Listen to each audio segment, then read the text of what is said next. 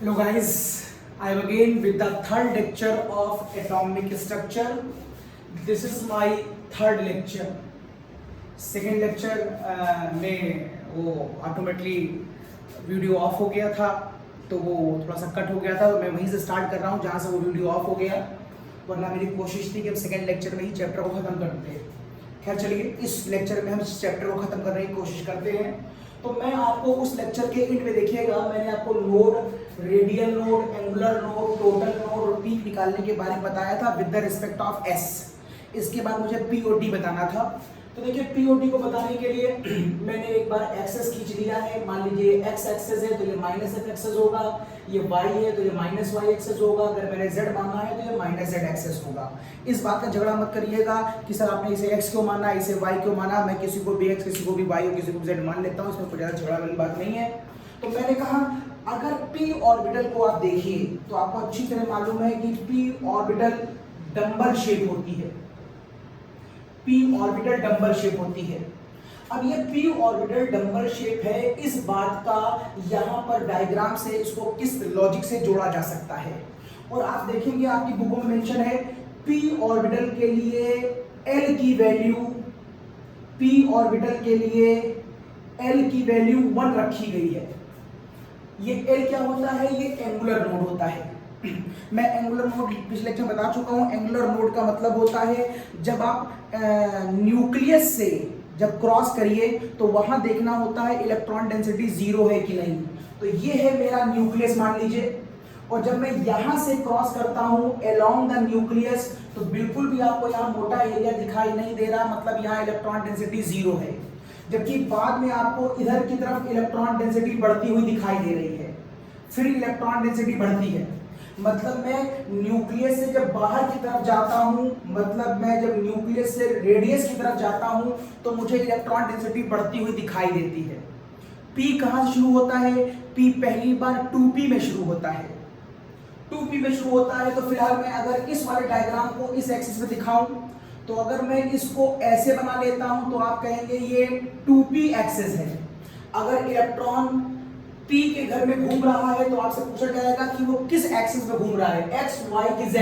तो आपने कहा वो x पे घूम रहा है, इसका मतलब इसका ओरिएंटेशन x है। अगर आप इसे कहते हैं कि वो ऐसे घूम रहा है तो मैं कहता P में तो घूम रहा है लेकिन उसका ओरिएंटेशन y है या z है।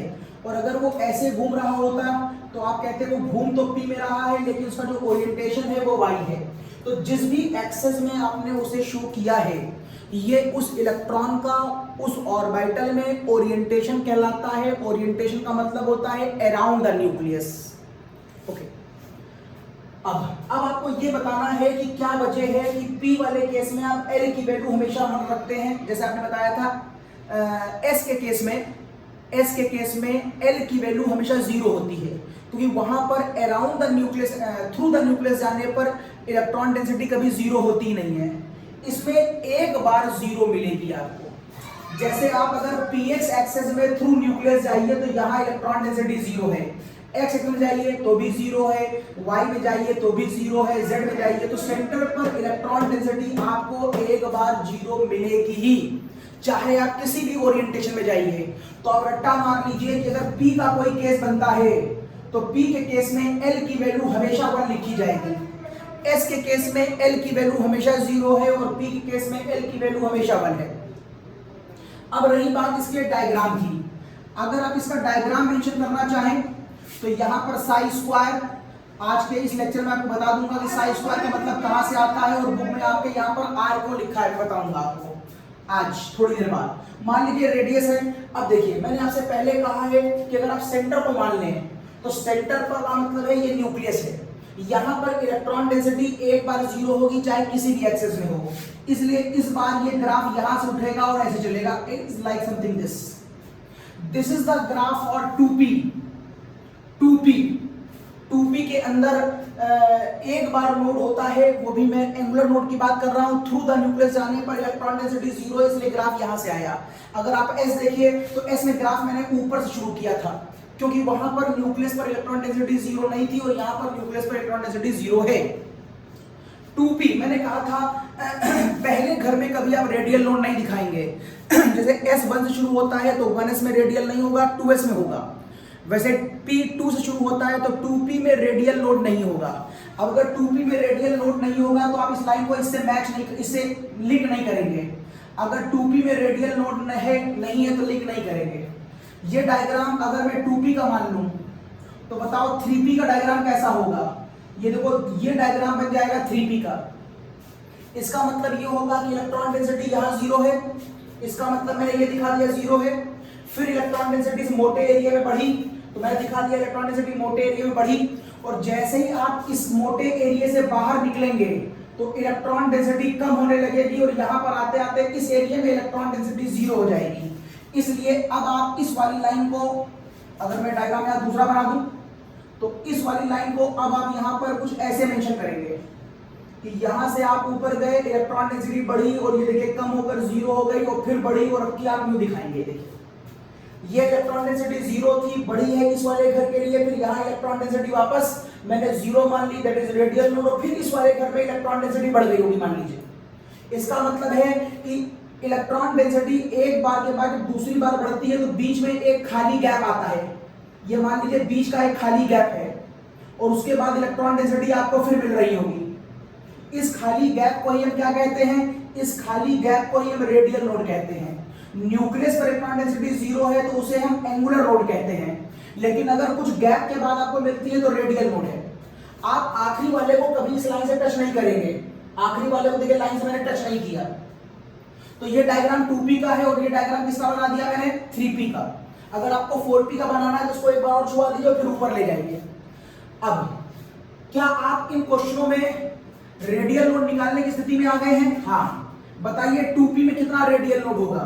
2P, यहां 2 रखिए, P के लिए L की वैल्यू 1 होती है, यहां पर 1 रखिए, ये कैंसिल हो गया, सब कैंसिल हो गया। 2P में रेडियल नोड नहीं है, ये देखिए इसमें रेडियल नोड नहीं है।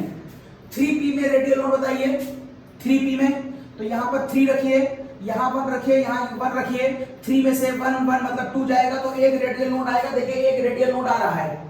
इस तरीके से आप रेडियल नोड निकाल सकते हैं। एंगुलर नोड तो आपने डायग्राम बना के याद ही कर लिए हैं P के लिए। टोटल नोड अगर आप इन दोनों को जोड़ दें, अगर आप इन दोनों को जोड़ दें तो L और L कैंसिल हो जाएगा, तो टोटल नोड का फॉर्मूला क्या आ जाएगा? n-1। तो आप टोटल नोड भी निकाल सकते हैं। पीक n-l, आपको पीक बताना होता है कितने पीक हैं। इसमें एक पीक है, इसमें 2 पीक हैं। लगा के देखिए फॉर्मूला, n-l 2 n की वैल्यू और p के लिए L की वैल्यू 1 होती है, 2 में से 1 जाएगा तो एक पीक आएगा। 3P, 3 और P में से P का मतलब 1, तो 3 और P L की वैल्यू 1 हो जाएगी, 3 में से 1 जाएगा 2 आएगा, तो आपको 2 पीक दिखाई दे रहे हैं। इस तरीके से आप इस बात का भी डिस्कशन कर सकते हैं। अच्छा, ये ओरिएंटेशन कहां पर है? अराउंड द न्यूक्लियस है, XYZ एक्सेस। इससे डेवलप होने वाली मैग्नेटिक और इलेक्ट्रिक फील्ड केवल 1% होती है, लेकिन अगर इलेक्ट्रॉन अपनी एक्सेस में घूम रहा होता है आइदर क्लॉकवाइज और एंटी क्लॉकवाइज, तो उससे डेवलप होने वाली मैग्नेटिक और इलेक्ट्रिक फील्ड 99% मानी जाती है। इसीलिए हमारे लिए स्पिन इंपॉर्टेंट है in the term of magnetic field और इलेक्ट्रिक फील्ड। चलिए आगे देखते हैं। अगर यही काम मुझसे डी में कराया जाता, अगर यही काम मुझसे डी में करने के लिए कहा जाता, तो जरा डी देखिए। डी में 5 घर होते हैं। इसमें इस घर का नाम होता है DXY, इसका नाम है DYZ, इसका नाम है DZX। एक बार नाम याद कर लीजिए। इसका नाम है DX² - Y² और इस वाले का नाम है DZ²। ये 5 घर होते हैं। इन पांचों घरों के डायग्राम देख लीजिए। डी डबल डंबल शेप होता है, इसको मैं XY मान लेता हूं। ये YZ एक्सेस है, ये ZS एक्सेस है,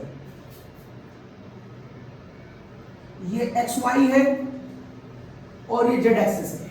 अब डायग्राम देखिए, यहां पर मैं डायग्राम कुछ यूं बना रहा हूं। ये डबल डंबल, ये डी का डायग्राम है, यहां भी double dumbbell, it is a diagram of D, it is double dumbbell and it is a diagram of D. ये तीनों डायग्राम बिटवीन द एक्सेस कहलाते हैं। यहां पर जो लोब्स हैं वो एक्सेस के बीच हैं। अगर आप इन तीनों में एल की वैल्यू निकालें। एल का मतलब है एजीमुथल क्वांटम नंबर, एल का मतलब है एंगुलर नोड। तो एंगुलर नोड का मतलब होता है थ्रू न्यूक्लियस कितनी बार डेंसिटी जीरो हो रही है। तो एक बार आप इस लूप में देखिए through nucleus electron density zero है, और एक बार आप इस लूप में देखिए थ्रू इलेक्ट्रॉन डेंसिटी जीरो है। तो यहां पर इलेक्ट्रॉन डेंसिटी थ्रू न्यूक्लियस 2 बार जीरो है, ऐसे यहां पर एक बार इससे और यहां पर एक बार इससे, यहां पर भी 2 बार जीरो है, एक बार इस वाले पर एक बार इस वाले पर, यहां पर भी जीरो है। इसका डायग्राम जब आप बनाते हैं तो कुछ ऐसे बनता है, ये एक्सेस के ऊपर लोब होता है, इसे कहते हैं बिटवीन द एक्सेस, और इसे कहते हैं अलोंग द एक्सेस, और इसे कहते हैं अलोंग द एक्सेस। यहां पर भी इस लोब पर डेंसिटी जीरो, इस लोब पर डेंसिटी जीरो, तो यहां पर भी एल की वैल्यू 2 होती है। ये डायग्राम एकदम डिफरेंट होता है, इस डायग्राम को याद रखिएगा, इसे कहते हैं dz स्क्वायर, dz स्क्वायर। ये भी अलोंग द एक्सेस है, ये भी अलोंग द एक्सेस है, 3 बिटवीन द एक्सेस है, 2 अलोंग द एक्सेस है। याद रखिएगा 12th में इसकी बहुत आवश्यकता पड़ती है, dz स्क्वायर। अब यहां पर आप कैसे कहेंगे कि 2 बार इलेक्ट्रॉन डेंसिटी जीरो हो रही है। यहां तो आपने यू और यू का क्या बता दिया था, यहां तो खाली आपको एक ही दिख रहा है, तो कैसे बताएंगे। तो यहां पर आप इसको रेडियल कोन की फॉर्म में देखा करिए, it is a radial cone.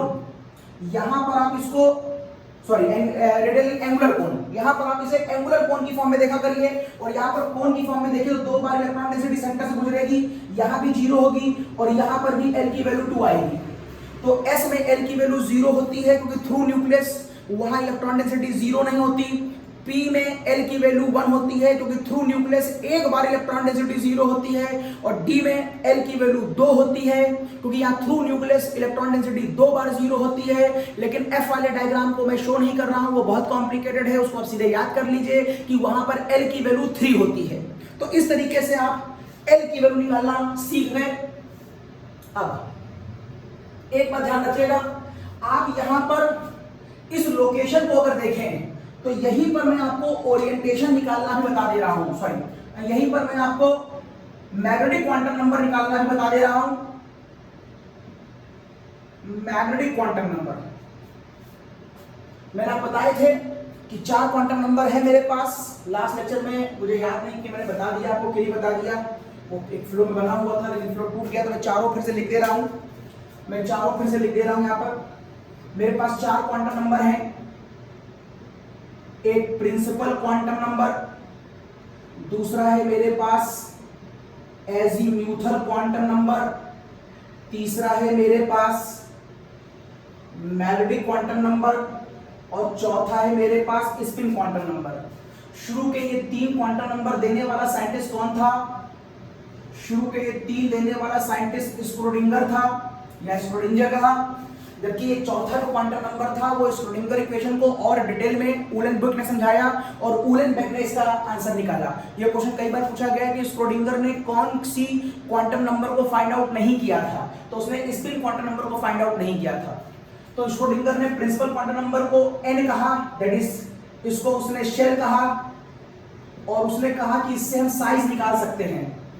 Azimuthal को उसने L नाम दिया, और उसने कहा ये सबशेल को डिफाइन करता है और इससे हम उसका शेप बता सकते हैं। शेप का मतलब है वहां की, और वहां पर जो सबशेल हैं वो सर्कुलर शेप है कि डंबल शेप है कि डबल डंबल है, ये शेप था। मैग्नेटिक क्वांटम नंबर का मतलब होता है कि इलेक्ट्रॉन न्यूक्लियस के चारों तरफ किस एक्सेस पे घूम रहा है। मैग्नेटिक क्वांटम नंबर का मतलब है इलेक्ट्रॉन न्यूक्लियस के चारों तरफ किस एक्सेस पे घूम रहा है, that is known as orientation. अब मैंने आपसे कहा था मैग्नेटिक क्वांटम नंबर का जो फॉर्मूला होता है वो -L0 होते हुए +L का होता है। इसका मतलब है अगर मैं D वाले केस के लिए L की वैल्यू, अगर मैं D वाले केस के लिए L की वैल्यू 2 मान लूं तो M की वैल्यू -2, -1, 0, +1 और +2 हो सकती है, या आप इसी वैल्यू को +2, +1, 0, -1 और -2 भी लिख सकते हैं। आप चाहे माइनस से प्लस लिखें या प्लस से माइनस लिखें, जस्ट लाइक आप कोऑर्डिनेट, ये 0 है तो -2, -1, 0 और +1, +2 लिखें, या +2, +1, 0, -1, -2 लिखें, इससे मुझे कोई फर्क नहीं पड़ता। इसका मतलब है इस वाले घर का आंसर +2 हो सकता है, +1 0 -1 -2, ये भी सही है। और इसी घर का आंसर -1 -2 -1 0 +1 और +2 हो सकता है।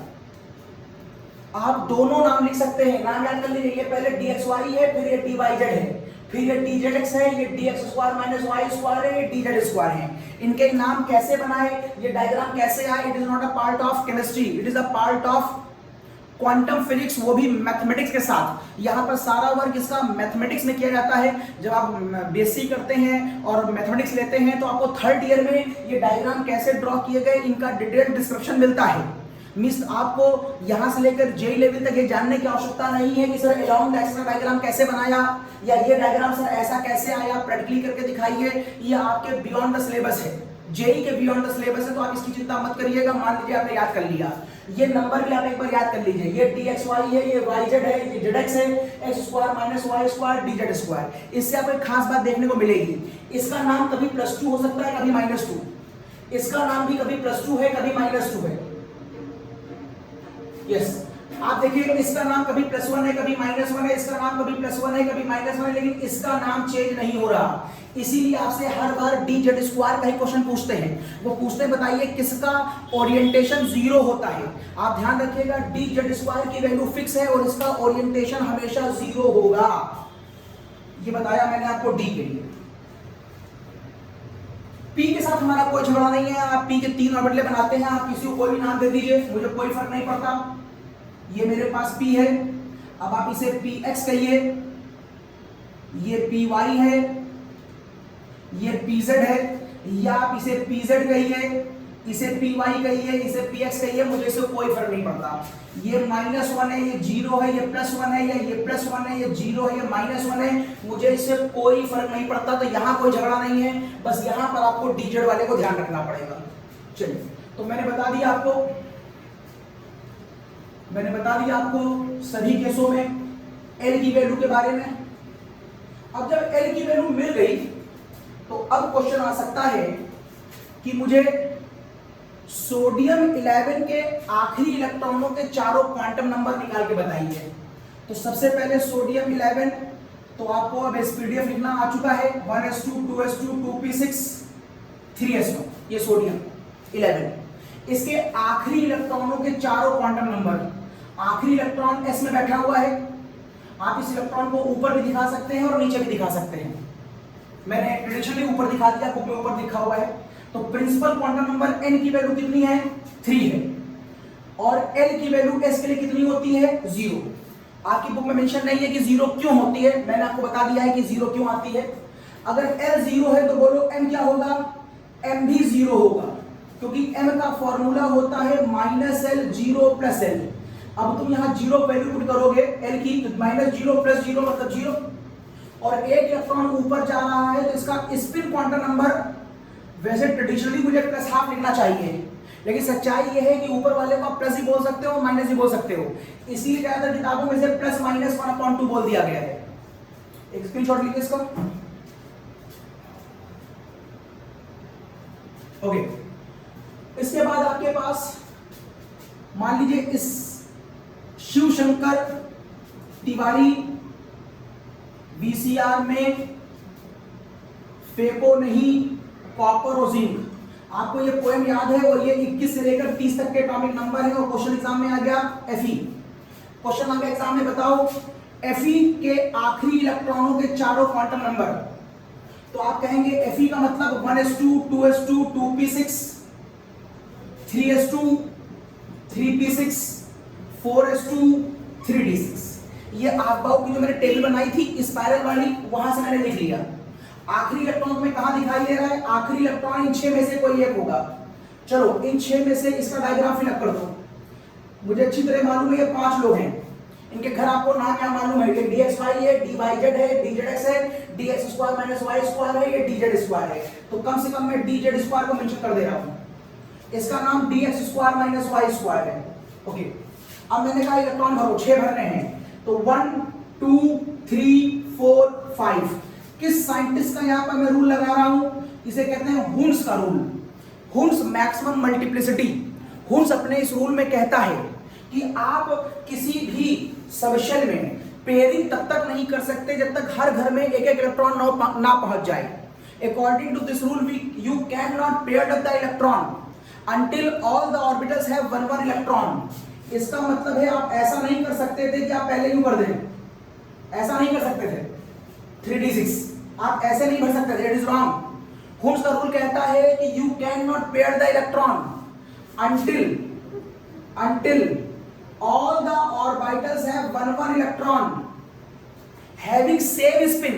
आप ऐसा भी नहीं कर सकते कि एक ऊपर दिखाएं और एक नीचे दिखाएं ना, आपको सारे एक ही डायरेक्शन में दिखाने हैं, या तो सारे ऊपर दिखाओ या फिर सारे नीचे दिखाओ। And after that you can start the pairing. अब इसके बाद अगर आपको और भरने हैं तो पेयरिंग कर सकते हैं विद अपोजिट स्पिन। अगर पहली बार ऊपर है तो दूसरी बार नीचे, और पहली बार नीचे था तो दूसरी बार ऊपर। ये है हुन्स का मैक्सिमम मल्टीप्लिसिटी रूल जो यहां मैंने लगाया।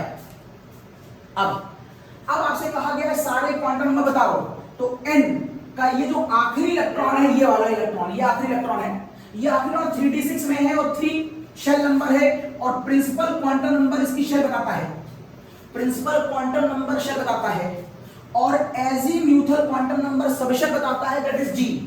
और d के लिए l की वैल्यू 2 होती है, मैंने याद कराई है आपको। m -2 -1 0 +1 +2 भी लिख सकते हो, और यहां +2 +1 0 -1 और -2 भी लिख सकते हो, दोनों सही हैं। तो आप -2 बोलो चाहे +2 बोलो, इस आखिरी इलेक्ट्रॉन के दोनों मान्य हैं। अब आता है s के लिए एक इलेक्ट्रॉन ऊपर जा रहा है और एक इलेक्ट्रॉन नीचे जा रहा है। वैसे ट्रेडिशनली आपकी बुकों में ये मेंशन किया गया है, ये आपकी बुक में ट्रेडिशनली मेंशन नहीं है, लेकिन अगर आप बाय द वे लिख देते तो कोई दिक्कत की बात नहीं है। अब ये देखिए इलेक्ट्रॉन नीचे जा रहा है, अगर ये इलेक्ट्रॉन नीचे जा रहा है तो s की वैल्यू क्या आएगी? s की वैल्यू आएगी यहां पर -1/2। लेकिन हो सकता है किसी बच्चे ने पहला इलेक्ट्रॉन नीचे दिखा दिया हो, सारे नीचे, और ये ऊपर दिखा दिया हो, तो फिर ये क्या हो जाएगा? +1/2। दिस इज द कॉज आपकी बुक्स में ये +-1/2 के साथ लिखा होता है, मतलब ये दोनों संभावनाएं उन्होंने दे दी कि कुछ भी हो सकता है। बस एक बात कंफर्म है कि ये दोनों एक दूसरे का अपोजिट होंगे, इनमें से कोई एक +1/2 होगा और कोई एक -1/2 होगा। अगर एग्जाम में आ जाए कि मुझे Fe+2 के चारों इलेक्ट्रॉनों के क्वांटम नंबर बताओ, तो Fe+2 का मतलब है आपको 26 में से पहले 2 इलेक्ट्रॉन निकालने हैं। अब वो 2 इलेक्ट्रॉन निकलेंगे कहां से? आउटर मोस्ट से। अब आउटर मोस्ट क्या है? हो सकता है गलती से ये मान लें, तो ध्यान रखिएगा इलेक्ट्रॉन के निकलते समय जो आउटर मोस्ट माना जाता है वो आउटर मोस्ट शेल होती है, दैट इज 4। यहां गलती होती हो आपसे।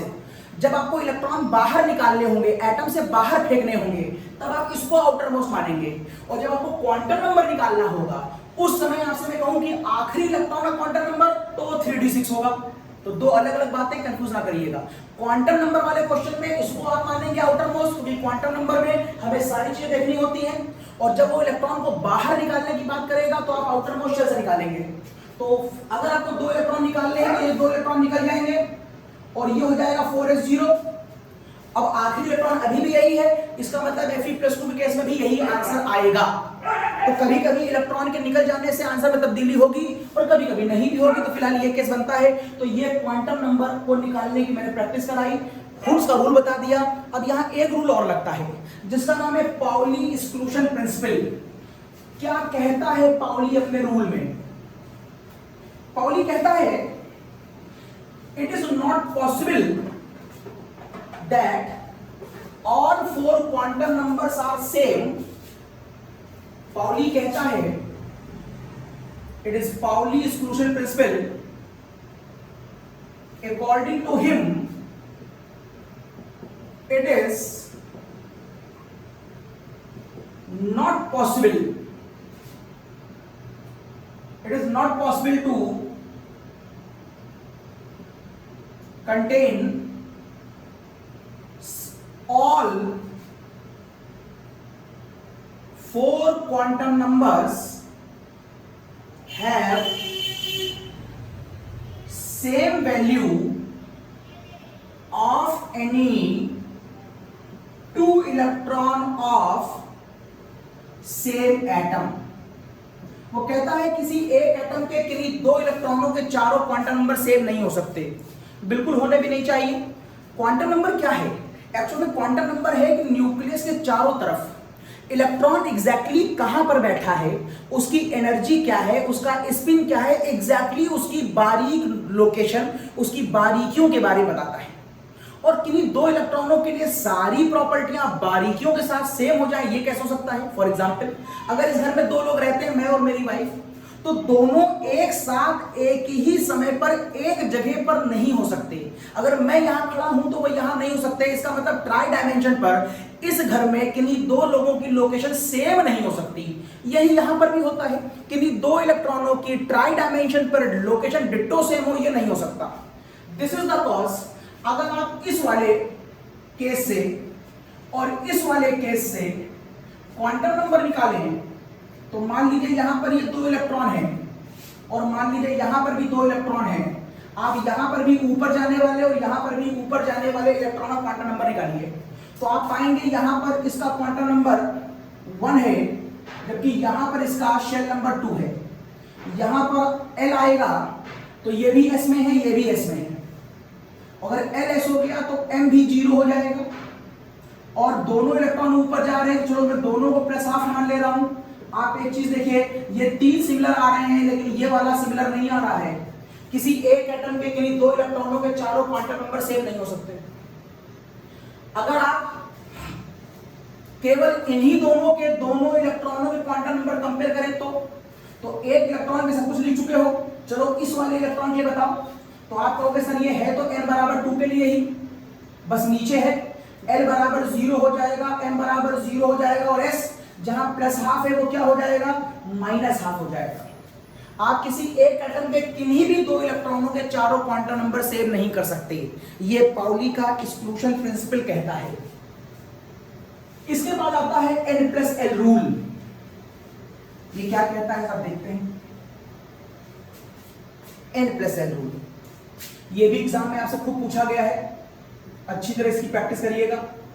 n+l रूल आपको याद है, मैं थोड़ी देर पहले कहा था आप बाबू में कि हमने स्पाइरल कर दिया था उसको। आपके मन में क्वेश्चन आया था कि सर आपने वर्टिकल क्यों नहीं करा, हॉरिजॉन्टल क्यों नहीं करा। मैंने कहा था आगे बताऊंगा, वो समय आ गया है। अब आपको n निकालना आता है और l निकालना आता है। अब आप देखिए क्या वजह है कि मैं 1s के बाद 2s लिखता हूं, और 1s2 2s2, फिर मैं 2p लिखता हूं, फिर मैं 3s लिखता हूं, फिर मैं 4s लिखता हूं, फिर मैं 3d लिखता हूं। 1s2 2s2 2p6 3s2 3p6, यहां 3p आएगा, फिर 4s आएगा, फिर 3d आएगा। ऐसा मैं क्यों करता हूं? मतलब मैंने उसको वर्टिकल या हॉरिजॉन्टल क्यों नहीं काटा, स्पाइरल में क्यों काटा? क्योंकि मैं इलेक्ट्रॉनों की filling according to their energy level करता हूं। इलेक्ट्रॉनों की filling according to their energy level. Electron पहले जाएगा लो एनर्जी में और उसके बाद जाएगा हाई एनर्जी में। सबसे कम लो एनर्जी किसके पास है? सबसे अंदर वाली शेल, जिसको मैंने कल बताया था पिछले लेक्चर में, 13.6 इलेक्ट्रॉन वोल्ट वाली, और फिर बाहर की तरफ एनर्जी बढ़ती जाएगी। अब चूंकि मैं न्यूमेरिकल तो लगा नहीं रहा हूं, तो मैं बार बार न्यूमेरिकल वैल्यू तो नहीं देखूंगा, तो मैंने एक और तरीका ढूंढ लिया। अब मैं एनर्जी जो है वो n+l के सम के अकॉर्डिंग निकाल लूंगा। अगर मैं वहां न्यूमेरिकल लगाऊंगा तो मैं एनर्जी न्यूमेरिकल वैल्यू निकालता हूं, अगर मैं थ्योरी पढ़ रहा हूं तो एनर्जी n+l से निकालूंगा। जिसका n+l छोटा होगा इलेक्ट्रॉन, उसमें लो एनर्जी होगा, इलेक्ट्रॉन पहले उसमें जाएगा, और n+l जिसका हाई होगा उसमें बाद में जाएगा।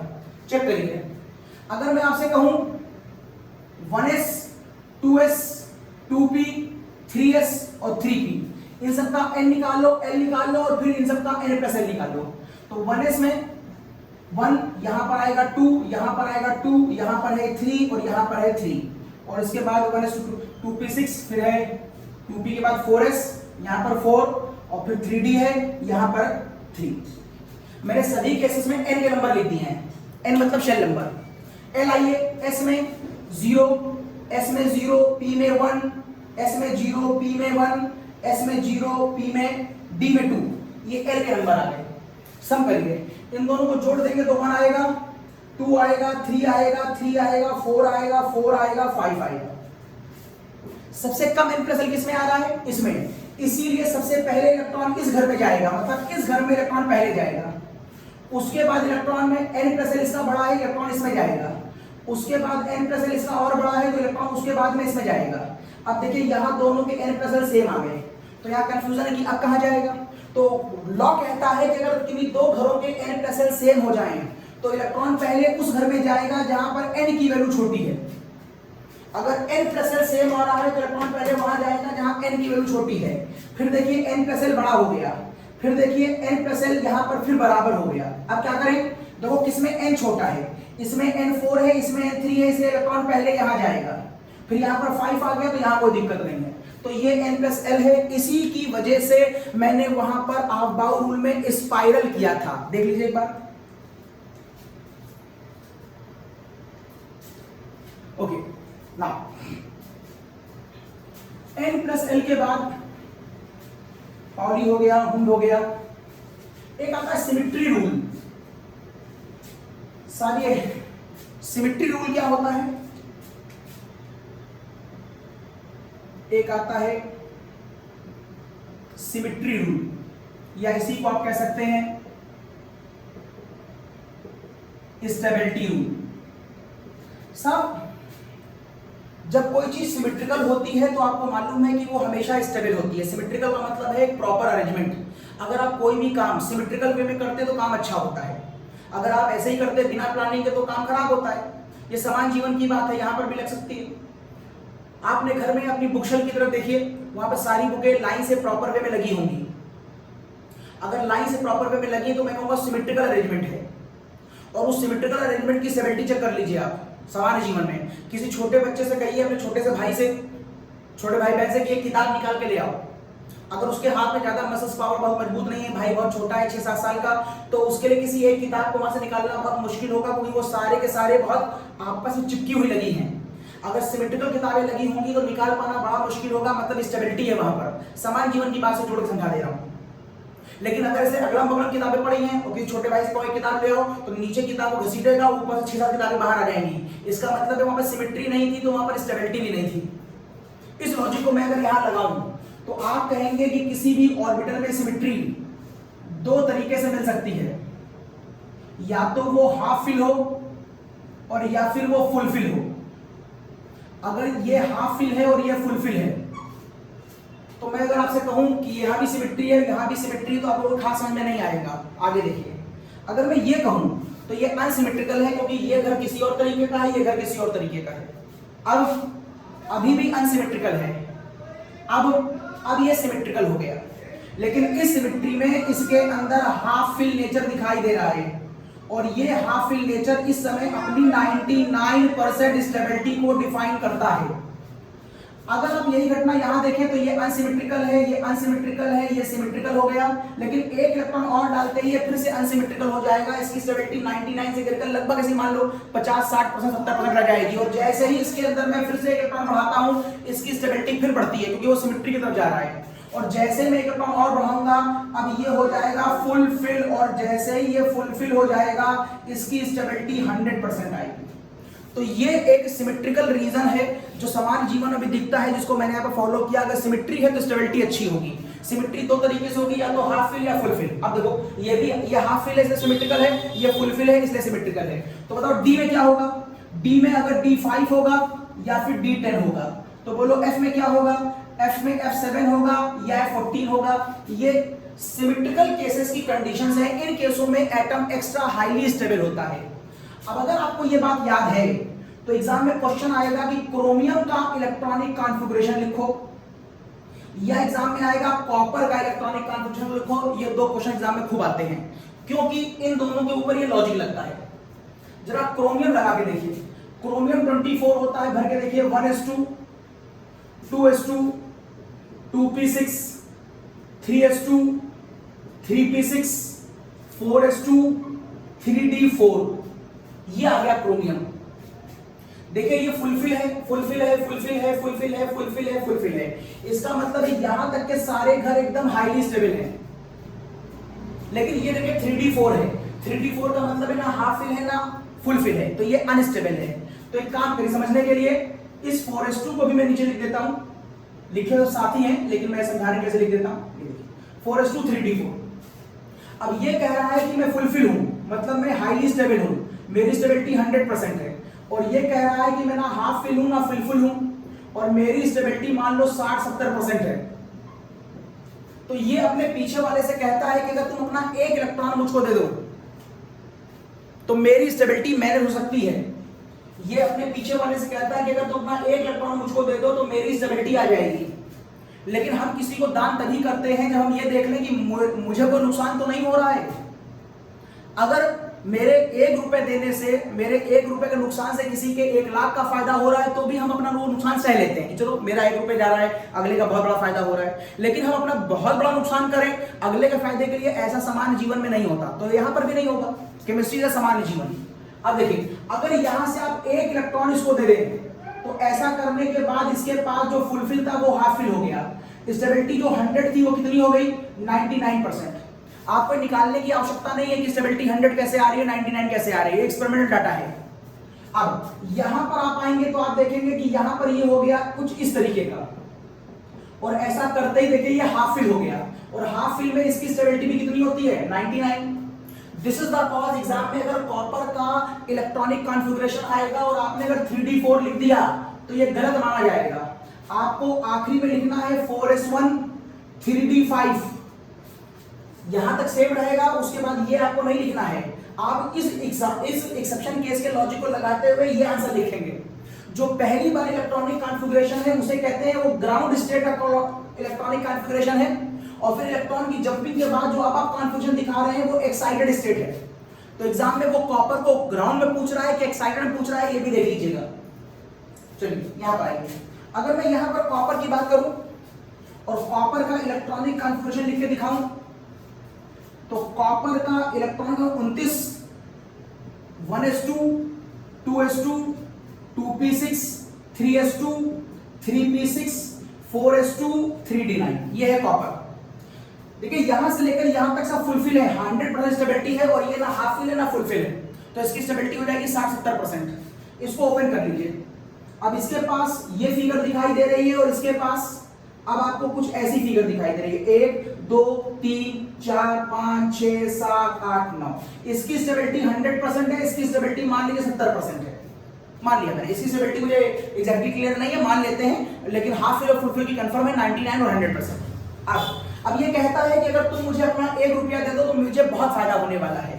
तो ये अपना 1 इलेक्ट्रॉन इसको दे देता है, जिससे अब आपको यहां फिगर दिखाई देगी 1, और यहां पर आपको फिगर दिखाई देगी कुछ ऐसी। ऐसा करने पर इसकी स्टेबिलिटी हो गई 99% और इसकी स्टेबिलिटी हो गई 100%। This is the cause exam में आप कॉपर का ये इलेक्ट्रॉनिक कॉन्फ़िगरेशन नहीं लिखेंगे। आप कहेंगे जो 4s2 था अब वो 4s1 हो गया, और जो 3d9 था अब वो 3d10 हो गया। आप अगर ये लिखेंगे तो नंबर मिलेंगे, ये लिखेंगे तो नंबर नहीं मिलेंगे। ठीक है बच्चों, ठीक है बच्चों।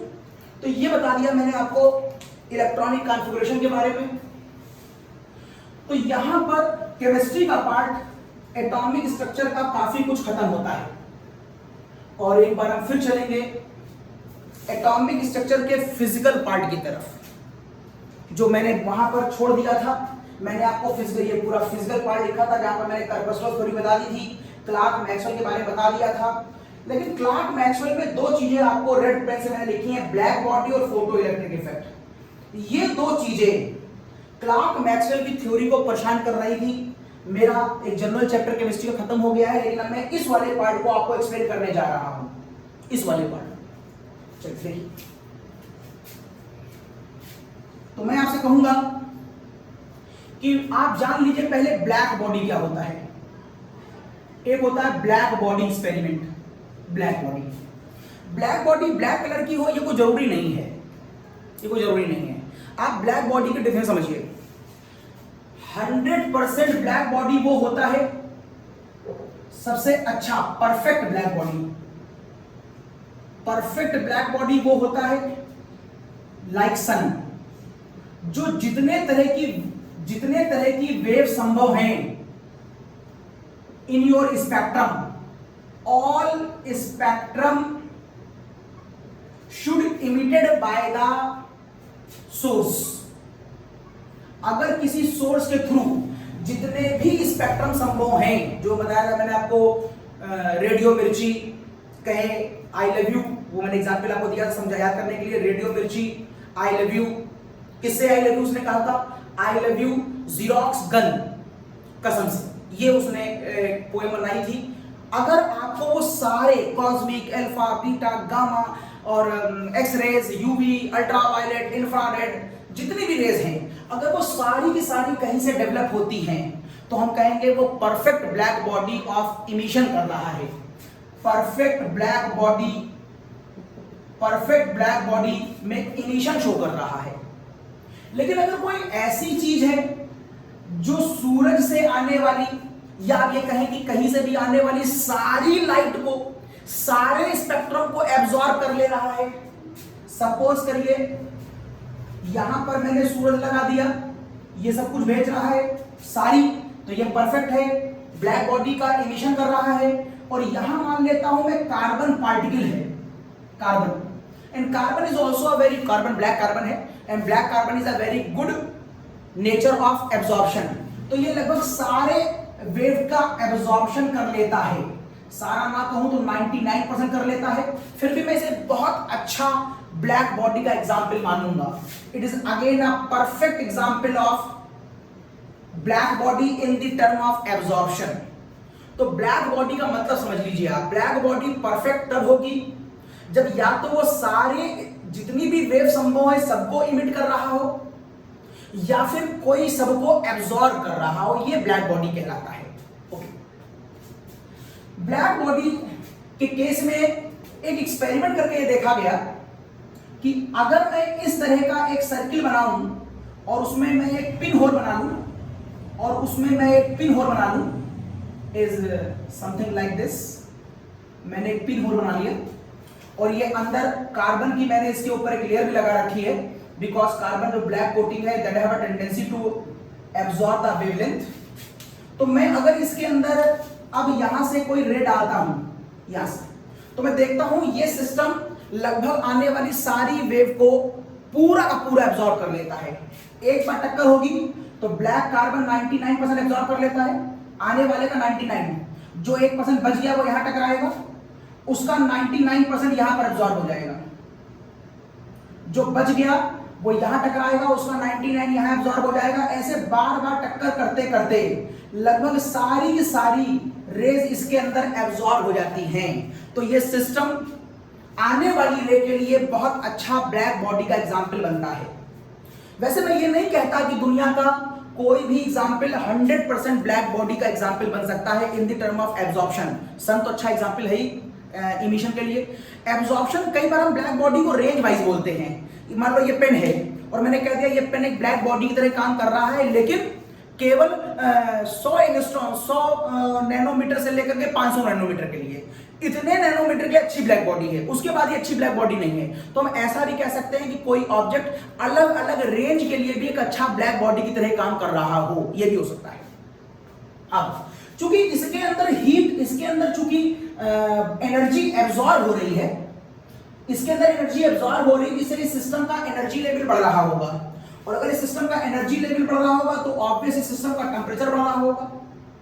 और जब किसी सिस्टम का टेंपरेचर अपनी सराउंडिंग के रिस्पेक्ट में ज्यादा हो जाता है तो वहां से रेडिएशन निकलने लगते हैं, तो यहां से वापस रेडिएशन निकलने लगेंगे।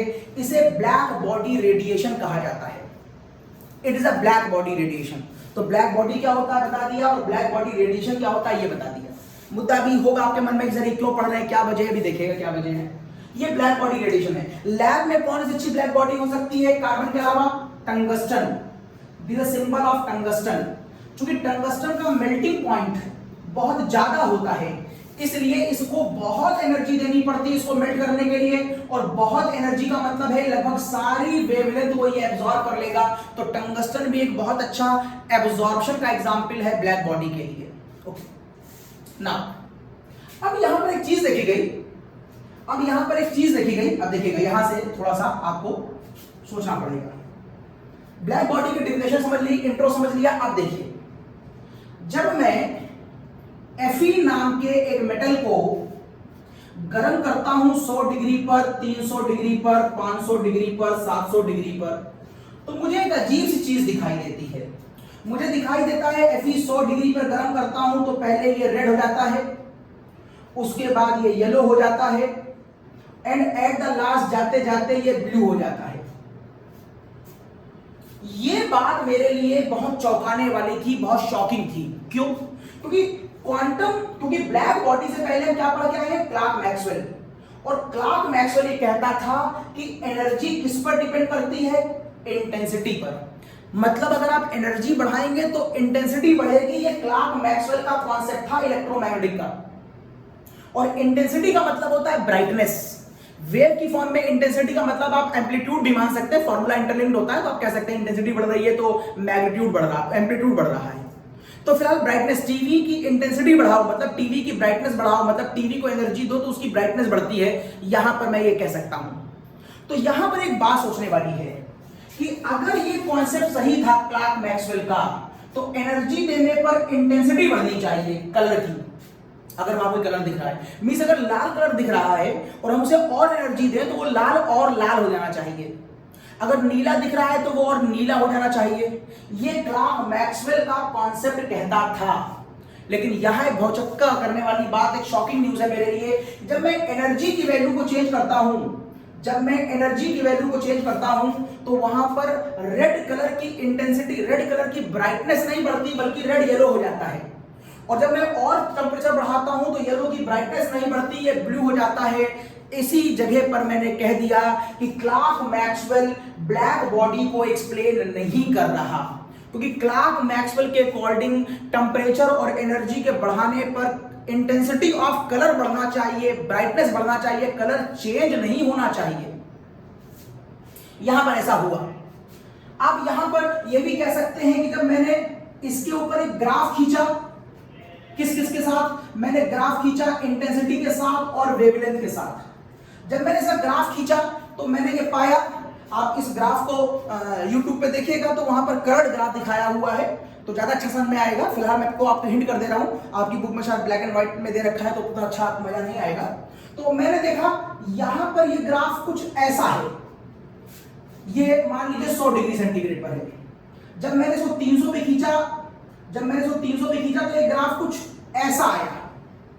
जब मैंने इसको 500 पे खींचा तो ये ग्राफ कुछ ऐसा आया। जब मैंने 700 पे खींचा तो ये ग्राफ कुछ ऐसा आया। क्या देखा आपने? हमने इस ग्राफ में देखा कि एनर्जी के बढ़ाने पर टेंपरेचर 100, 300, 500, 700, ऊपर वाला 700 पर है और नीचे वाला 100 पर है। जब मैं एनर्जी बढ़ा रहा हूं तो मैं देख रहा हूं एनर्जी के बढ़ाने पर हर वेवलेंथ की, हर लाइट की वेवलेंथ की इंटेंसिटी बढ़ रही है। ठीक है, एनर्जी बढ़ा रहा हूं तो हर कलर की लाइट की इंटेंसिटी बढ़ रही है। यहां पर आपको थोड़ा सा भी लग सकता है कि सर एनर्जी इंटेंसिटी का साथ दे तो रही है, थोड़ा सा लग रहा है कि जब मैं टेंपरेचर बढ़ा रहा हूं तो इस कलर की यहां पर जो वेवलेंथ थी अब वो थोड़ा सा और ऊंची चली गई, तो इस इंटेंसिटी बढ़ तो रही है। लेकिन एक बहुत ध्यान देने वाली बात है, देखिए जरा, बहुत ध्यान देने वाली बात, अगर यहां पर मैक्सिमम इंटेंसिटी रेड की आ रही थी तो ये रेड वेवलेंथ यहां चल रही होगी। इसका मतलब है अगली बार मैक्सिमम जो पीक दिख रहा है वो रेड का नहीं है, अगली बार जो मैक्सिमम पीक दिख रहा है शायद वो येलो कलर का है। ये मैक्सिमम पीक जो है वो येलो कलर का है। और देखिए तो यहां पर जो वेवलेंथ आ रही होगी, देखिए यहां पर वेवलेंथ, तो यहां पर जो वेवलेंथ आ रही है वो किसकी है? वो ब्लू कलर की है।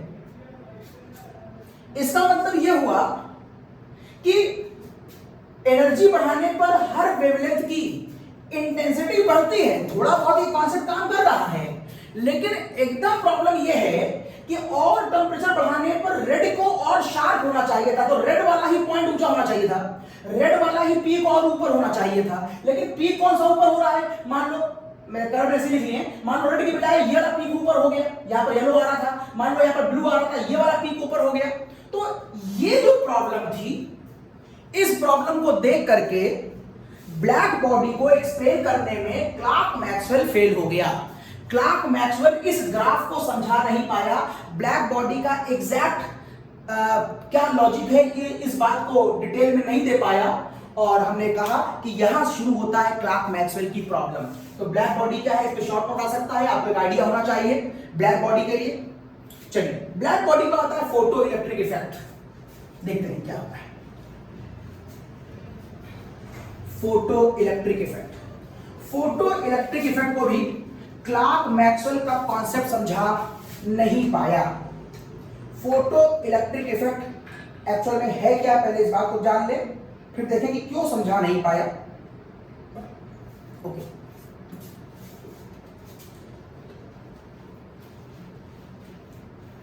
Photo electric effect, photo electric effect को एक्सप्लेन किया प्लैंक्स ने, Max Planck, Max Planck's. Spelling देखना भाई, ज्यादा याद नहीं स्पेलिंग को, देख लेना भाई स्पेलिंग। तो मैक्स प्लैंक, PLANC थी शायद, चलो देख लेना। तो मैक्स प्लैंक, तो मैक्स प्लैंक ने अपने इस कॉन्सेप्ट को, फोटो इलेक्ट्रिक इफेक्ट को समझाने के लिए क्या किया, फोटो इलेक्ट्रिक इफेक्ट। नाम से ये फोटो का मतलब है लाइट, इलेक्ट्रिक का मतलब है करंट। लाइट का करंट के साथ क्या रिलेशन हो सकता है, तो उसने क्या करा, यहां पर एक मेटलिक प्लेट ली, यहां पर एक दूसरी मेटलिक प्लेट ली, यहां पर एक अमीटर लगा दिया, यहां पर मैं एक वोल्ट मीटर लगा दे रहा हूं, लेकिन अभी मैं उसका पोटेंशियल डिफरेंस डेवलप नहीं कर रहा हूं, वो जीरो है। मतलब अभी यहां पर मैं पोटेंशियल डिफरेंस का कोई यूज नहीं ले रहा हूं, और यहां पर मैंने ऊपर से रोशनी गिरानी शुरू करी, मान लो टॉर्च से। ये मेरे पास कोई टॉर्च है और यहां से रोशनी गिर रही है, तो मैं देखता हूं, मान लो ये रॉड एल्युमिनियम की है, क्योंकि एक्सपेरिमेंट अलग अलग मेटल रॉड के साथ अलग अलग आएगा। आप कभी एल्युमिनियम की रॉड मान लो, कभी मैग्नीशियम की मान लो, कभी आप कैल्शियम की मान लेना, कभी आप Fe की मान लेना, अलग अलग रॉड के एक्सपेरिमेंट अलग अलग होंगे। तो मैंने देखा, मान लो एल्युमिनियम की रॉड है और मैं यहां पर वेबग्योर में कोई कलर गिरा रहा हूं, और मैं टॉर्च के साथ वेबग्योर में कोई कलर गिरा रहा हूं, तो मैं देखता हूं कि जब मैं रेड कलर गिराता हूं, इसके ऊपर रेड की वेवलेंथ ज्यादा होती है, एनर्जी कम होती है, तो जब मैं रेड कलर डालता हूं यहां पर तो कुछ नहीं होता है। कैसे मालूम चला यहां पर कुछ नहीं हुआ, क्योंकि मुझे अमीटर में कोई फ्लक्चुएशन दिखाई नहीं दिया। जब मैंने ऑरेंज डाला, येलो डाला, ग्रीन डाला तो कुछ नहीं हुआ। जब मैंने ब्लू डाला तो अमीटर के अंदर बहुत हल्का सा फ्लक्चुएशन शुरू हुआ, बहुत हल्का सा, मींस 0.02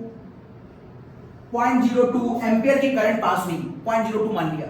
जब मैंने वायलेट डाला तो ये थोड़ी सी करंट और ज्यादा बढ़ी, और जब मैं वेबग्योर से इधर की तरफ आया, मान लो मैंने यहां पर यूवी डाला, तो यहां पर ये करंट और बढ़ गई मीटर में। जब मैं और आगे गया और मैंने यहां पर एक्सरे डाल दी, तो यहां पर मुझे अमीटर में और करंट मिली। तो मुझे एक चीज तो साफ दिखाई दे रही थी कि जैसे जैसे मैं डिफरेंट डिफरेंट कलर की लाइट डालता हूं, तो यहां पर मुझको अमीटर में फ्लक्चुएशन दिखाई देता है, और अमीटर में फ्लक्चुएशन तभी हो रहा होगा जब इस मेटल से इलेक्ट्रॉन निकल करके इस तरफ की ओर भाग रहे होंगे। मतलब यहां से इलेक्ट्रॉन मूव करेगा तो करंट मूव करेगी, इलेक्ट्रॉन मूव करेगा तो करंट बहना शुरू होगी, इलेक्ट्रॉन यूं बह रहा है, करंट यूं बह रही है, डजंट मैटर, मुझे इससे मतलब नहीं है। फिलहाल यहां कुछ होने लगा, ये बात अमीटर पे दिखने लगी। इस घटना को ही कहा गया फोटो इलेक्ट्रिक इफेक्ट, इस घटना को कहा गया। लेकिन यहां पर दो तीन बातों पर ज्यादा ध्यान दिया गया। Point number 1, point number 2, point number 3। यहां पर यह कहा गया कि एक चीज तो बड़ी इंपॉर्टेंट है आपके लिए, थ्रेशोल्ड, थ्रेशोल्ड एनर्जी, जिसको कई किताबों में वर्क फंक्शन भी लिखा गया है। तो पहले आप ये समझ लें कि थ्रेशोल्ड एनर्जी और वर्क फंक्शन क्या होता है। ये वो मिनिमम अमाउंट ऑफ एनर्जी होती है जो किसी मेटल से इलेक्ट्रॉन को बाहर निकालने के लिए आवश्यक है। मतलब आपने रेड लाइट जब इस पे डाली थी तो इलेक्ट्रॉन बाहर नहीं आया था, मतलब रेड के पास इतनी एनर्जी नहीं है जो एल्युमिनियम के पास से इलेक्ट्रॉन निकाल ले। अब इसका मतलब ये नहीं कि रेड कहीं से इलेक्ट्रॉन नहीं निकाल सकता, अलग अलग मेटल की ये थ्रेशोल्ड एनर्जी अलग अलग होगी। कहीं से रेड ही निकाल देगा, कहीं पर वायलेट निकालेगा किसी मेटल के साथ, कहीं पर वायलेट भी नहीं निकाल पाएगा तो यूवी निकालेगा, हो सकता है कहीं पर यूवी भी ना निकाल पाए तो एक्सरे डालनी पड़े। तो ये मेटल के ऊपर भी डिपेंड करेगा। तो फिलहाल अलग अलग मेटल के लिए अलग अलग एनर्जी की आवश्यकता होती है इलेक्ट्रॉन को निकालने के लिए। तो फिलहाल मैंने मान लिया एल्युमिनियम। अगर मैं एल्युमिनियम की बात करूं तो एल्युमिनियम के लिए अपनी एक थ्रेशोल्ड एनर्जी होगी, उससे कम एनर्जी पर यहां से इलेक्ट्रॉन नहीं निकलेगा। अगर तुम उतनी एनर्जी ऊपर से दोगे तभी इलेक्ट्रॉन बाहर आएगा। उसे हम कहते हैं इंसिडेंट लाइट की एनर्जी। इंसिडेंट मतलब आने वाली, इंसिडेंट लाइट की एनर्जी, या उसे हम कहते हैं थ्रेशोल्ड एनर्जी, या उसे हम शो करते हैं h nu नॉट से, या उसे हम W से भी शो करते हैं, वर्क फंक्शन। अब अगर आपको यह मालूम चल जाए कि वायलेट रेंज कलर देने से ही यहां से इलेक्ट्रॉन निकलने लगे, सपोज करिए आपको मालूम चल गया कि वायलेट कलर की लाइट देने से इलेक्ट्रॉन निकल रहे हैं, तो साइंटिस्ट ने क्या करके देखा, वायलेट कलर की इंटेंसिटी बढ़ाई। जब उसने यहां पर वायलेट कलर की इंटेंसिटी बढ़ाई, क्योंकि क्लार्क मैक्सवेल कहता था कि एनर्जी इंटेंसिटी का डायरेक्टली होती है, तो प्लैंक को लगा कि अगर मैं इंटेंसिटी बढ़ा दूंगा तो ज्यादा इलेक्ट्रॉन निकालने चाहिए, क्योंकि अभी तक तो मेरे पास लॉजिक ये है कि इंटेंसिटी एनर्जी का डायरेक्टली होती है। अभी किसी ने गलत तो साबित किया नहीं इसको।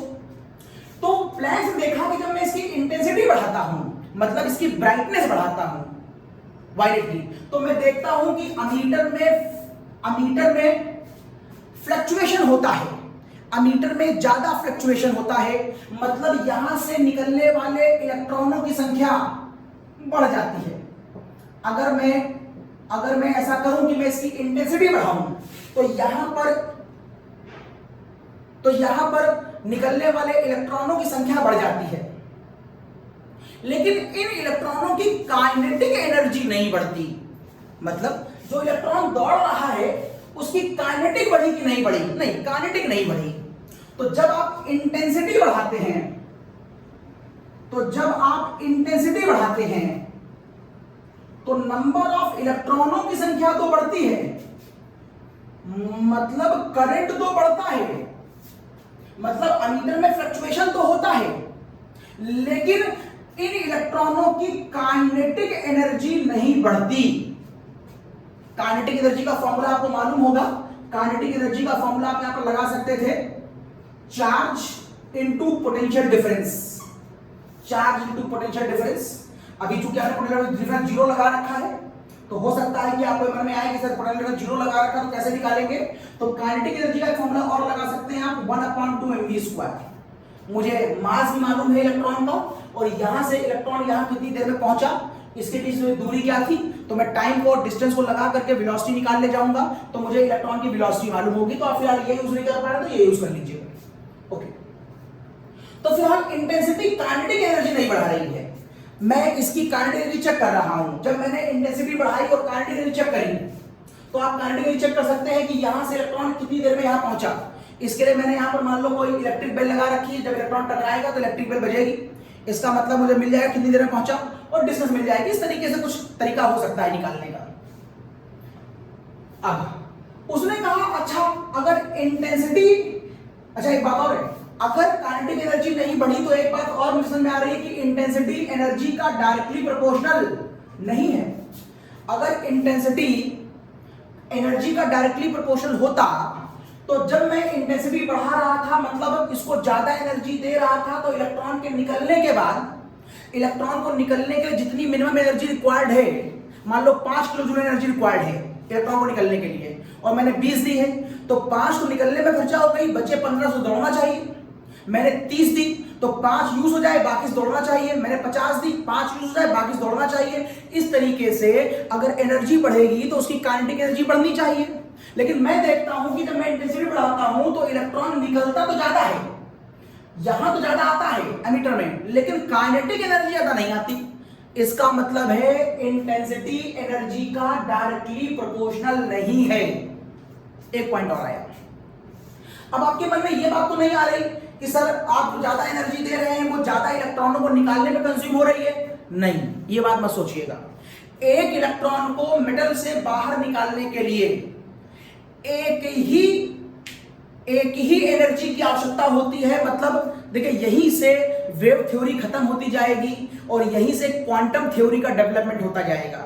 अब ये कंफ्यूजन जो हो रहा है कि सर आने वाली लाइट, आने वाली एनर्जी सर शायद इनके इलेक्ट्रॉनों को निकालने में खर्च हो रही हो, तो यहीं पर एक कॉन्सेप्ट प्लैंक्स ने अपना इंट्रोड्यूस कर दिया, क्योंकि वो वेव थ्योरी से बहुत सेटिस्फाइड नहीं हो रहा था, तो उसने कह दिया सर यहां पर अब मैं क्वांटम थ्योरी लगाने जा रहा हूं, क्वांटम थ्योरी। और उसकी क्वांटम थ्योरी के अकॉर्डिंग आने वाला जो ये इंसिडेंट लाइट है जिसकी अपनी कोई एनर्जी होगी, वो कहता है कि पहली बात तो ये एनर्जी कॉन्टिन्यूअस नहीं होती, जबकि ये कह रहा था कि ये एनर्जी कॉन्टिन्यूअस होती है। लिखा है मैंने कॉन्टिन्यूअस, ये देखिए ये कॉन्टिन्यूअस होती है। ये एनर्जी इंटेंसिटी पर डिपेंड करती है और कॉन्टिन्यूअस होती है, वेव थ्योरी कहते हैं। ये कहता है अगर कॉन्टिन्यूअस होती तो इलेक्ट्रॉन लगातार निकलता, लगातार, जबकि यहां पर इलेक्ट्रॉन रुक रुक के निकलता था, गैप था, इलेक्ट्रॉन निकला फिर अगला निकला फिर अगला निकला, इलेक्ट्रॉनों की वेव नहीं बन रही थी। तो कहता है यहां पर कुछ समस्या है कि जो एनर्जी है वो यहां पर पैकेट की फॉर्म में आती होगी। नया टर्म आया पैकेट। पैकेट का मतलब है यहां पर ये जो एनर्जी है इसके अपने एक पैकेट होते हैं, और इन पैकेट्स की एनर्जी फिलहाल मैं मान लेता हूं फिक्स है। फिक्स को मान रहा हूं कि मैं किसी एक ही लाइट को इसके ऊपर डाल रहा हूं। अगर एक ही लाइट को डाल रहा हूं तो उस लाइट की वेवलेंथ फिक्स होगी, आज की डेट में जानते हैं उसकी फ्रीक्वेंसी फिक्स होगी, आज की डेट में जानते हैं उसकी एनर्जी फिक्स होगी। लेकिन मैं तो पहले की हिस्ट्री बता रहा हूं, वो तो गेस कर रहा था उस समय, इवन तो आप आज जानते हैं। तो अब आज की सिचुएशन को भी लिंक कर लीजिए हल्का सा। आपको मालूम है अगर मैं किसी एक कलर की लाइट डालूंगा तो एक कलर की लाइट से आने वाले जो एनर्जी पैकेट होंगे वो सब में सेम एनर्जी रखते होंगे। अब अगर ये यहां टकराएगा तो ये यहां से एक ही इलेक्ट्रॉन तो बाहर निकालेगा, इसने अपना काम कर दिया। कुछ देर के बाद दूसरा टकराएगा तो वो दूसरा इलेक्ट्रॉन को बाहर निकालेगा, उसने अपना काम कर दिया। कुछ देर बाद तीसरा टकराएगा और इन सबके टकराने की जो एनर्जी है वो बराबर है। तो अब ये तो मत सोचिएगा कि सर आने वाली एनर्जी अगर ज्यादा कर दी जाए इंटेंसिटी के साथ तो सर वहां पर कुछ पार्ट इलेक्ट्रॉन को निकलने में खर्च हो गया होगा और कुछ पार्ट वो काइनेटिक लेके दौड़ रहा होगा। तो पहली बात सुन लीजिए, अगर मैं इस लाइट की इंटेंसिटी बढ़ाता हूं, मैं इसकी ब्राइटनेस बढ़ाता हूं, तो ब्राइटनेस बढ़ाने से मैं ये देखता हूं कि यहां से इलेक्ट्रॉनों के निकलने की संख्या बढ़ती है, क्योंकि ब्राइटनेस बढ़ाने पर मैंने ज्यादा से ज्यादा फोटोन इसके ऊपर डालना शुरू कर दिया है। लेकिन उन सारे फोटोनों की एनर्जी फिक्स है। मान लीजिए वो 5 किलो जूल के हैं, तो सारे के सारे 5 किलो जूल के हैं, वो सारे के सारे इलेक्ट्रॉन को बाहर निकाल लेंगे और इलेक्ट्रॉन को बाहर निकालने के बाद जो एनर्जी बचेगी वो हर टक्कर में सेम बचेगी। अगर हर टक्कर में एनर्जी सेम बचेगी तो इलेक्ट्रॉन की काइनेटिक एनर्जी भी हर केस में सेम आएगी। इसका मतलब इंटेंसिटी बढ़ाने पर इलेक्ट्रॉन की काइनेटिक एनर्जी नहीं बढ़ती, लेकिन इंटेंसिटी बढ़ाने पर इलेक्ट्रॉन के अंदर यहां करंट की वैल्यू आपको डिफरेंट होती हुई दिखाई देगी। इस एक्सपेरिमेंट में यह कंफर्म हो गया था कि वेव थ्योरी के अंदर प्रॉब्लम है। आप वेव थ्योरी से यह नहीं कह सकते कि इंटेंसिटी बढ़ाने पर तुम्हारी एनर्जी बढ़ेगी। तो यहां पर इंट्रोडक्शन हो गया क्वांटम थ्योरी का। क्वांटम थ्योरी के अकॉर्डिंग आने वाला जो एनर्जी पैकेट है वो डिसकंटीन्यूअस होता है। आने वाला जो एनर्जी पैकेट होता है उसे हम क्वांटम कहते हैं, और वो जो क्वांटम है, आने वाला जो एनर्जी पैकेट है वो जो क्वांटम है, एक और बात, ये जैसे ही टकराता है यहां पर इलेक्ट्रॉन इमीडिएट बाहर निकलता है। यहां पर कोई टाइम लॉग नहीं होता है। टाइम लॉग का मतलब है कि यहां पर ऐसा नहीं होता कि अभी टकराया कुछ देर बाद निकला। तो कई बार क्वेश्चन कंपटीशन में कई बार पूछा गया है कि 2-3 इफेक्ट के नाम दे रखे हैं और पूछा गया है कि कौन सा यहां पर ऐसा इफेक्ट है जो इमीडिएट होता हो, स्पॉन्टेनियस होता हो। तो आप कहेंगे फोटो इलेक्ट्रिक इफेक्ट स्पॉन्टेनियस होता है। इधर टकराया और तुरंत यहां से इलेक्ट्रॉन बाहर निकला। खैर, इंटेंसिटी से कुछ नहीं होने वाला। अब क्या करा गया एक्सपेरिमेंट में? अब एक्सपेरिमेंट में क्या करा गया, उसने फ्रीक्वेंसी बदल के देखी। किसमें? मैक्स प्लैंक में। जब उसने फ्रीक्वेंसी बदली तो फ्रीक्वेंसी का मतलब है मैं कलर की इंटेंसिटी नहीं बदल रहा हूं, अब मैं लाइट को ही बदल दे रहा हूं। अगर पहले मैं वायलेट डाल रहा था तो अब यूवी डालूंगा या एक्सरे डालूंगा। और आपको अच्छी तरह मालूम है आज की डेट में कि फ्रीक्वेंसी जो है वो एनर्जी पे डिपेंड करती है। आज आपको मालूम है, जिस समय एक्सपेरिमेंट हो रहा था उस समय उनको नहीं मालूम था, वो तो एक्सपेरिमेंट कर रहे थे, चेक कर रहे थे क्या हो रहा है। तो जब उन्होंने फ्रीक्वेंसी बदली तो उन्होंने देखा कि इलेक्ट्रॉन के जब फ्रीक्वेंसी बदलते तो देखते हैं कि इलेक्ट्रॉन के निकलने की जो स्पीड है वो तो वही है, वो तो वही है, क्योंकि आने वाला, समझिएगा यहां पर आप थोड़ा सा कंफ्यूज होंगे अगर तो समझिएगा, अगर मैंने फ्रीक्वेंसी बढ़ाई है तो एनर्जी बढ़ गई होगी, एनर्जी बढ़ गई होगी तो मान लो पहले 50 किलो जूल थी, अब 100 किलो जूल दे दी, यहां 50 थी यहां 100 है और यहां पर 200 किलो जूल है। ये देखिए, मान लीजिए वायलेट लाइट के लिए था, ये यूवी के लिए था और ये एक्सरे के लिए था। अब मैं इसके ऊपर डाल रहा हूं तो आपको लग रहा होगा कि सर तो ज्यादा इलेक्ट्रॉन निकलेंगे, नहीं, करंट के अंदर फ्लक्चुएशन नहीं हुआ, अब की करंट में फ्लक्चुएशन नहीं हुआ। क्यों? अब की करंट में फ्लक्चुएशन इसलिए नहीं हुआ क्योंकि अगर आप एक्सरे भेज रहे हैं जो 200 एनर्जी का है, मान लीजिए 200 एनर्जी का है, तो इसके हर पैकेट की एनर्जी कितनी होगी? इसके हर पैकेट की एनर्जी 200 होगी। और मान लीजिए इलेक्ट्रॉन को बाहर निकलने के लिए केवल 50 एनर्जी की आवश्यकता है, 50 की मान लीजिए, तो जब ये 200 वाले से टकराएगा तो 200 में से 50 तो निकलने में खर्चा हो गया। अब जो 150 इसके पास और बची है उससे इलेक्ट्रॉन दौड़ेगा, मतलब ऐसा नहीं होगा कि एक फोटोन आएगा तो वो एक साथ 4-5 को बाहर निकाल देगा, नहीं। अगर आप एक पेन से यहां पर रखी हुई किसी शीशी को यूं फेंक के मारे और ये सोचें कि शीशी गिर जाएगी, तो अगर आप इसको बहुत हल्की एनर्जी से फेंकेंगे, बहुत हल्की एनर्जी से, लाइट रेड, तो ये अपनी जगह हिलेगी भी नहीं। थोड़ी सी एनर्जी बढ़ाई, हल्का सा हिल जाए, थोड़ी सी और बढ़ाइए और बढ़ाइए और एक बढ़ाकर टक्कर कस के मारे, ये गिर गया। जिस जगह ये गिरा इलेक्ट्रॉन सरफेस से, हमने कहा हमने उसे थ्रेशोल्ड एनर्जी दे दी, थ्रेशोल्ड एनर्जी दे दी। लेकिन बाद में जब आप एक्सरे बदल रहे थे, मतलब अपनी फ्रीक्वेंसी बदल रहे थे, तो अब आप इसको कस के मारने वाले हैं। लेकिन आप ध्यान दीजिए, आने वाली लाइट कॉन्टिन्यूअस नहीं है, आने वाली लाइट डिसकॉन्टिन्यूअस है। इसका मतलब एक बार में मैं एक ही पेन मारूंगा और एक बार में एक पेन जाकर एक बोतल पे टकराएगा, एक इलेक्ट्रॉन पे टकराएगा, तो एक टक्कर से एक ही इलेक्ट्रॉन तो बाहर निकलेगा। अगर एक इलेक्ट्रॉन बाहर निकलेगा, क्योंकि मैं टक्कर बहुत तेज मारी है, तो 50 किलो जूल तो निकलने में खर्च हो गई और जो मैंने इसे फोर्स दिया था उससे ये आगे भाग गया। अगर मैंने इसको 100 वाला दिया होता तो 100 वाले से 50 से मैंने इसे बाहर फेंका और 50 से दौड़ता, और अगर मैंने इसे केवल 50 दिया होता तो बस इतनी एनर्जी दी है कि बस ये निकलेगा ही, दौड़ेगा नहीं। और अगर मैंने इससे भी कम दिया होता, मान लो 30 किलो जूल, तो साहब इस पे टक्कर तो पड़ती लेकिन ये बाहर ही नहीं निकलता। तो इन सारी बातों को जब डिस्कशन में लिया गया तो ये पाया गया कि फोटो इलेक्ट्रिक इफेक्ट में करंट के बढ़ने की चीज तो इंटेंसिटी से आती है, ये ठीक है, लेकिन जो काइनेटिक एनर्जी है वो फ्रीक्वेंसी के बढ़ने पर बढ़ती है। कुल मिलाकर के एनर्जी का जो सोर्स है वो इंटेंसिटी नहीं, वो फ्रीक्वेंसी है, क्योंकि तभी काइनेटिक एनर्जी बढ़ रही है। और इसी पे एक फॉर्मूला थोड़ा सा मैं इंट्रोड्यूस कर दे रहा हूं। आप कह सकते हैं यहां पर आने वाली energy, it is incident light is equals to threshold energy, TE का मतलब threshold energy plus kinetic energy. अगर आने वाली लाइट सिर्फ इतनी है कि वो केवल इसको ही निकाल पाएगी तो फिर वहां पर काइनेटिक एनर्जी 0 हो जाएगी, लाइक दिस केस। अगर आने वाली इंसिडेंट लाइट इससे भी छोटी है तो यहां कुछ भी नहीं होगा, ना ये होगा ना ये होगा, लाइक दिस केस।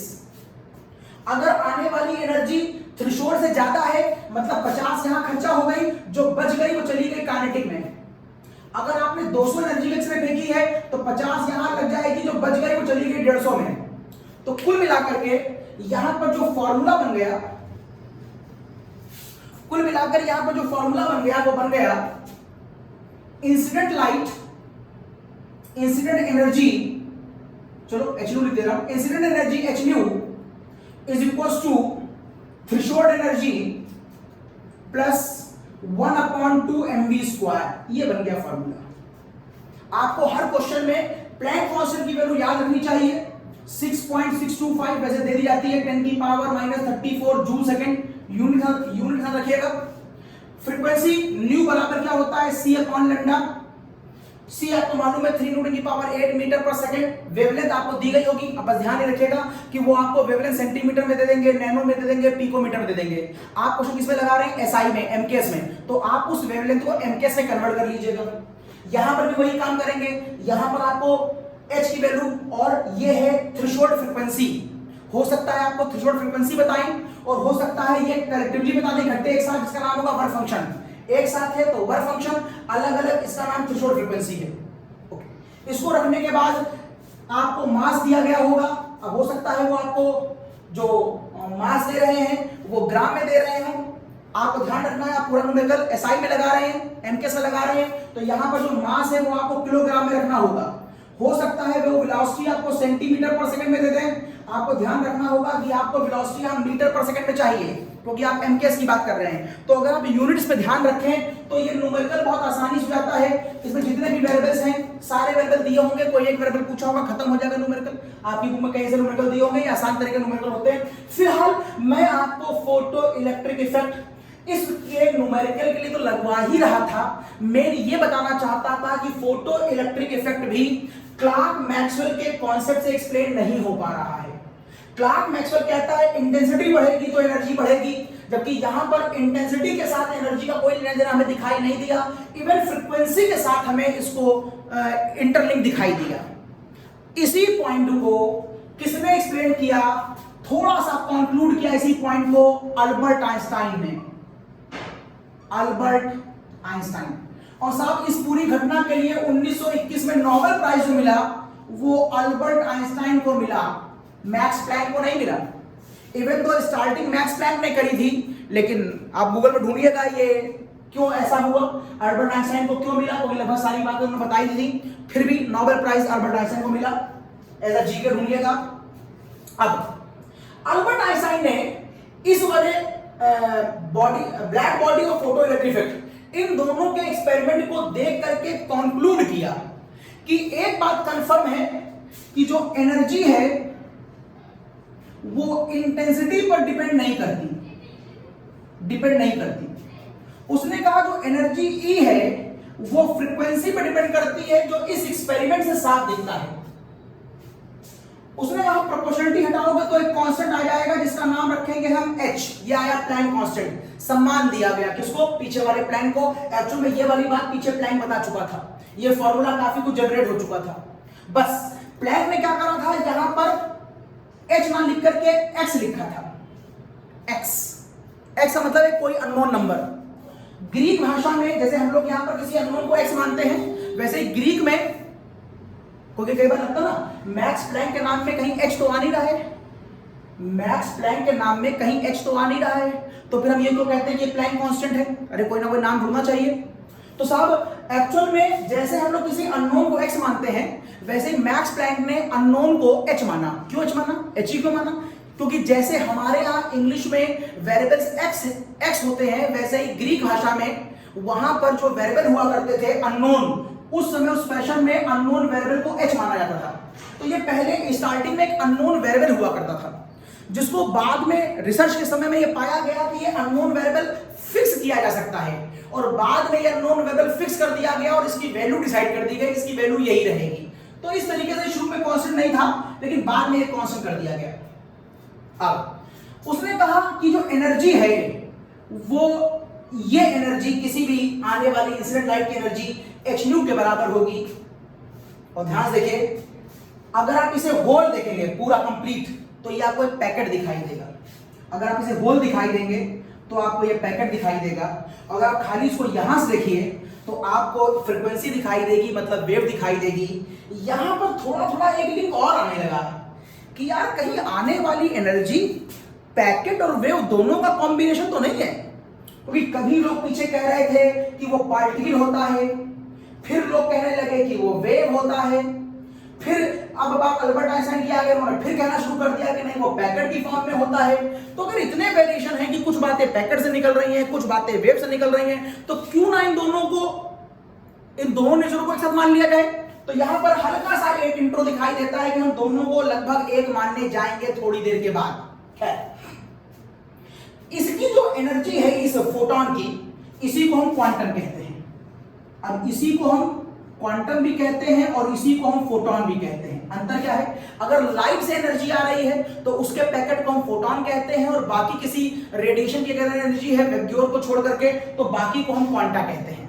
तो क्वांटा और फोटॉन आप दोनों टर्म यूज कर सकते हैं, बस मेनली लाइट के लिए हम फोटॉन यूज करते हैं। अब अलग अलग फ्रीक्वेंसी की लाइट, अलग अलग फ्रीक्वेंसी की लाइट की एनर्जी भी अलग अलग होगी। मतलब किसी का पैकेट छोटा होगा, किसी का पैकेट बड़ा होगा। किसी का पैकेट, सभी का पैकेट hν, लेकिन किसी का पैकेट छोटा है, किसी का पैकेट बड़ा है, किसी में एनर्जी कम है, किसी में एनर्जी ज्यादा है, लेकिन है सब पैकेट। एक बात कंफर्म है, अगर ये सारे पैकेट हैं तो कभी आप इस फोटोन को फ्रैक्शन में नहीं लिख सकते। मतलब आप ये नहीं कह सकते कि 2.5 पैकेट की एनर्जी मेरे ऊपर गिराओ ना, या तो 2 पैकेट गिरेगी या फिर 3 पैकेट गिरेगी। आप पैकेट को फ्रैक्शन में नहीं ले सकते। दिस इज द कॉज, आपको कई किताबों में यह फॉर्मूला E बराबर hν की फॉर्म में भी देखने को मिलेगा। hν का मतलब फोटोन और n का मतलब है नंबर, कितने फोटोन गिराए। तो यहां पर फोटोनों का जो नंबर है वो 2, 4, 5, 6, 10 को एक इंटीजर होगा, या फ्रैक्शन में नहीं होगा। ये हो गया आपका फोटो इलेक्ट्रिक इफेक्ट। आप क्या केमिस्ट्री में मेनली इसके ऊपर एक न्यूमेरिकल आता है खाली बस, लेकिन मैंने आपको इसलिए थोड़ा बताने की ज्यादा कोशिश करी ताकि आप ये समझ पाए कि कैसे ये कॉन्सेप्ट क्लार्क मैक्सवेल के अपोज में जाता है और कैसे क्वांटम थ्योरी सामने आती है। और क्वांटम थ्योरी का ये पहला फॉर्मूला आपके सामने आ गया, E बराबर hν। वैसे तो क्वांटम थ्योरी के लिए अल्बर्ट आइंस्टाइन ने खुद कहा कि मुझको भी ये ज्यादा समझ में नहीं आई। मतलब जो जनरेटर ऑफ क्वांटम थ्योरी है वो ही कहता है कि मुझे भी ज्यादा पूर्ण रूप से समझ में नहीं आई, और क्वांटम थ्योरी को आज तक भी कोई डिटेल में समझ पाया ऐसा कोई नहीं मिला।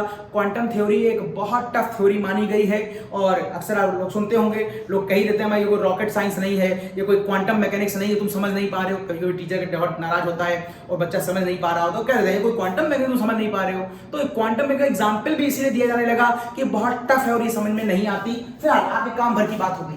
तो मोटी मोटी बात, क्वांटम मैकेनिक्स कहती है कि एनर्जी फ्रीक्वेंसी पर डिपेंड करती है। क्वांटम मैकेनिक्स कहती है कि एनर्जी पैकेट की फॉर्म में होती है। क्वांटम मैकेनिक्स कहती है कि ये पैकेट डिसकंटीन्यूअस आते हैं, और जैसे जैसे फ्रीक्वेंसी बदलेगी वैसे वैसे उसके क्वांटम के पैकेट का साइज भी बदलेगा। चलिए, तो क्वांटम थ्योरी खत्म हो गई, अल्बर्ट आइंस्टीन को हमने नोबेल प्राइज दे दिया है। अब आता है डी ब्रॉगली। अब आता है सामने एक साइंटिस्ट जिसका नाम है डी ब्रॉगली। डी ब्रॉगली, और इसे बहुत से लोग डी ब्रॉगी भी कहते हैं। डी ब्रॉगी, एल को साइलेंट कर देते हैं तो डजंट मैटर, तो इनको कोई इस समय दिक्कत नहीं होगी कि को किस नाम से पुकारा जाता है, क्योंकि अभी संसार में नहीं है, तो आप इनको किसी भी नाम से पुकार सकते हैं सम्मान के साथ। साइंटिस्ट हैं डी ब्रॉगली। तो साहब इन्होंने क्या कहा? इन्होंने कहा कि यार बहुत सी प्रॉपर्टी ऐसी हैं जो पार्टिकल नेचर से बिहेव हो रही हैं, और बहुत सी प्रॉपर्टी ऐसी हैं जो पार्टिकल नेचर नहीं वेव से डिफाइन हो रही हैं। तो एक्चुअल में प्रॉब्लम क्या है? क्वांटम मैकेनिक्स आ चुकी थी, तो सुनिए क्या कहा इन्होंने। पहले आप वेव थ्योरी और क्वांटम मैकेनिक्स का फर्क समझ लीजिए। वेव थ्योरी और क्वांटम मैकेनिक्स, वेव थ्योरी आप लगाएंगे बिग पार्टिकल के ऊपर, ये अभी भी बिग पार्टिकल पर लगती है। आप वेव थ्योरी से किसी स्टार या किसी बहुत बड़े चीज का वेलोसिटी और उसकी पोजीशन दोनों को एक साथ निकाल सकते हैं वेव थ्योरी से। लेकिन आप वेव थ्योरी से इलेक्ट्रॉन जैसे किसी छोटे पार्टिकल की वेलोसिटी और उसकी पोजीशन दोनों को एक साथ नहीं निकाल सकते। लेकिन अगर आप क्वांटम थ्योरी की बात करें तो क्वांटम थ्योरी से आप किसी छोटे इलेक्ट्रॉन पार्टिकल की पोजीशन और वेलोसिटी दोनों निकाल सकते हैं। ये थोड़ा सा डिफरेंस आ रहा था। वेव थ्योरी यहां पर काम कर रही थी, और क्वांटम मैकेनिक्स मतलब पैकेट वाली और पार्टिकल वाली थ्योरी वो यहां पर काम कर रही थी। तो इन प्रॉब्लम्स के साथ कि कुछ थ्योरी यहां काम कर रही है, कुछ थ्योरी यहां पर काम कर रही है, तो इन प्रॉब्लमों को दूर करने के लिए डी ब्रॉगली ने क्या कहा? डी ब्रॉगली ने कहा काम करो, इलेक्ट्रॉन को पार्टिकल और वेव का मिला जुला रूप मान लो। मान लो कि इलेक्ट्रॉन पार्टिकल भी है और वेव भी है। ये एक नई बात कही उन्होंने, इलेक्ट्रॉन पार्टिकल भी है और वेव भी है, मतलब इलेक्ट्रॉन के अंदर डुअल बिहेवियर पाया जाता है। और इस वेव को इन्होंने एक नाम दिया मैटर वेव, इसका नाम रख दिया मैटर वेव। मैटर वेव जिसके अंदर मैटर है। उन्होंने कहा चूंकि इसके अंदर पार्टिकल नेचर है, इसलिए इसकी एनर्जी E बराबर mc स्क्वायर की क्वालिटी होनी चाहिए।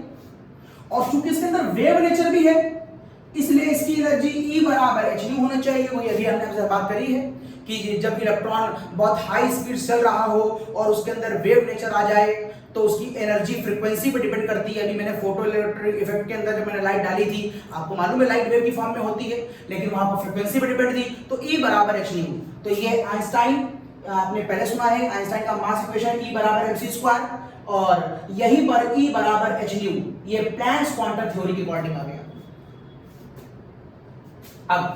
अब इस इलेक्ट्रॉन के अंदर E बराबर mc स्क्वायर की भी एनर्जी है ड्यू टू मैटर, और इसके अंदर E बराबर hν भी है ड्यू टू वेव, ऐसा डी ब्रोगली कहता है। और दोनों ही एनर्जियां इसी इलेक्ट्रॉन की वजह से हैं, इसलिए आप दोनों एनर्जियों को एक दूसरे के बराबर दिखा सकते हैं। अगर आपने दोनों दूसरे बराबर दिखा दिया तो फॉर्मूला बन जाएगा mc स्क्वायर बराबर hν, और न्यू बराबर होता है c अपॉन लैम्डा। न्यू बराबर c अपॉन लैम्डा। तो आप चाहें तो c और c को कैंसिल कर सकते हैं, तो फॉर्मूला बन जाएगा लैम्डा बराबर h अपॉन mc कह दो। लेकिन जनरली c जो है वो वेलोसिटी ऑफ लाइट है, और हम तो यहां पर इलेक्ट्रॉन की बात कर रहे हैं, तो मैं c की जगह पर यहां पर v लिख दे रहा हूं। ये वेलोसिटी ऑफ लाइट थी और यहां पर मैंने इसे वेलोसिटी ऑफ इलेक्ट्रॉन ले लिया है, लैम्डा बराबर h अपॉन mv। इससे आपके यहां हर बार एक न्यूमेरिकल आता है एकेडमिक से लेकर कॉम्पिटिशन तक। बस सबकी यूनिट ध्यान रखिएगा, सब एमकेएस में होनी चाहिए, क्योंकि h की यूनिट एमकेएस में आप रखते हैं 6.625 into 10 की पावर -34 जूल सेकंड। हाँ, अगर अर्ग में दे रखी हो तो चल जाएगा। कुल मिलाकर सबकी यूनिटें सेम होनी चाहिए, या तो सब एमकेएस, एसआई, या तो सब सीजीएस। तो एक सिंपल सा न्यूमेरिकल आपको डी ब्रोगली में देखने को मिलेगा। अब इस पर बहुत इंपॉर्टेंट न्यूमेरिकल है, इस पर खूब क्वेश्चन आते हैं, बुक में क्वेश्चन दिए, आप लगाइएगा अच्छी तरह। अब क्या मैं इस फॉर्मूले को काइनेटिक एनर्जी से रिलेट कर सकता हूं? हाँ, काइनेटिक एनर्जी बराबर 1/2 mv स्क्वायर। ठीक, आप एक काम करो, काइनेटिक एनर्जी पे मास का मल्टीप्लाई कर दो, तो ऐसा करने पर इधर कोई दिक्कत ना हो तो इधर भी मैंने मास से मल्टीप्लाई कर दिया। मास ऑफ इलेक्ट्रॉन से मल्टीप्लाई इधर, मास ऑफ इलेक्ट्रॉन से मल्टीप्लाई इधर, कोई दिक्कत नहीं है। इस 2 को यहां से उठाओ, ऊपर ले आओ, तो 2m काइनेटिक एनर्जी बराबर m स्क्वायर v स्क्वायर, या आप कह सकते हैं mv बराबर 2m काइनेटिक एनर्जी का स्क्वायर रूट। तो जहां mv लिखा है वहां पर आप ये भी रख सकते हैं। इसका मतलब एक फॉर्मूला आपका और बन जाएगा, लैम्डा बराबर h upon 2m into kinetic energy. ठीक, अब वैसे तो मैंने वहां पर अच्छा, एक बात आपको और मालूम होगी, इलेक्ट्रॉन की काइनेटिक एनर्जी हम एक समय और निकाल सकते हैं जब इलेक्ट्रॉन को, शायद आपने पढ़ा होगा हाई स्कूल में, जब इलेक्ट्रॉन को हम किसी पोटेंशियल डिफरेंस के साथ मूव कराते हैं, पोटेंशियल डिफरेंस की वजह से मूव कराते हैं। अगर कोई इलेक्ट्रॉन किसी पोटेंशियल डिफरेंस की वजह से एक्सीलरेट कर रहा है, तो उस समय उसकी जो काइनेटिक एनर्जी होती है वो चार्ज इंटू वी होती है। वी का मतलब पोटेंशियल डिफरेंस। पढ़ाई फॉर्मूला पढ़ा तो अच्छी बात है, नहीं पढ़ा है तो आपको फीस वाले पढ़ाएंगे इस फॉर्मूले को। वैसे पढ़ाएंगे भी, क्या उसे याद करना होता है। अगर कोई इलेक्ट्रॉन पोटेंशियल डिफरेंस की फील्ड में पोटेंशियल डिफरेंस की वजह से मूव कर रहा है, पॉजिटिव नेगेटिव चार्ज है उसके मैं घसीट रहा हूं, तो वहां पर जो इलेक्ट्रॉन की एनर्जी होती है वो डिपेंड करती है उसका चार्ज तो फिक्स है, मेन डिपेंड करेगी किस पर, पोटेंशियल डिफरेंस। तुम जितना दो प्लेटों के बीच में माइनस प्लस की वैल्यू को डिफरेंस करोगे तो इलेक्ट्रॉन की स्पीड से भागेगा, इसमें कोई बड़ी बात नहीं है। यदि ऐसा है तो काइनेटिक एनर्जी का फॉर्मूला एक तरफ ये हो गया और एक तरफ हो गया 1/2 mv स्क्वायर। काइनेटिक एनर्जी का फॉर्मूला एक तरफ है 1/2 mv स्क्वायर, तो 1/2 mv स्क्वायर बराबर काइनेटिक एनर्जी बराबर दिस। तो आप फिर से कह सकते हैं कि दोनों तरफ मास से मल्टीप्लाई कर दो, तो यहां पर हो जाएगा 1/2 m स्क्वायर v स्क्वायर बराबर m into q into v। v का मतलब पोटेंशियल डिफरेंस।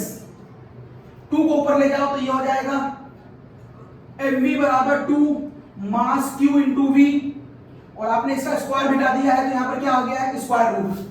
तो आप लेमडा का फॉर्मूला और बना सकते हैं, लेमडा बराबर H upon with square root 2mq into V, ये भी फॉर्मूला हो सकता है। तो डी ब्रॉगली के लिए एकेडमिक लेवल पे वैसे इसी फॉर्मूले पे अगर ओमेगा आपकी बुक में दिए हैं, लेकिन इसको और इसको भी देख लो तो कोई बहुत बड़ी बात नहीं है। तो ये डी ब्रॉगली ने बताया, कॉपी कर लो, स्क्रीनशॉट लो, आगे चलते हैं। ओके ना, अब डी ब्रॉगली के बाद आना है हाइजेनबर्ग को। डी ब्रॉगली में वैसे एक समस्या थी, अभी हम समस्या के बारे में ओपन नहीं कर रहे हैं, बात को बताऊंगा कि क्या समस्या थी, लेकिन पहले हम हाइजेनबर्ग की बात कर लेते हैं। हाइजेनबर्ग की uncertainty principle, Heisenberg uncertainty principle क्या कहता है हमसे? हाइजेनबर्ग का अनसर्टेनिटी प्रिंसिपल, हाइजेनबर्ग का अनसर्टेनिटी प्रिंसिपल नाम ही है अनसर्टेनिटी।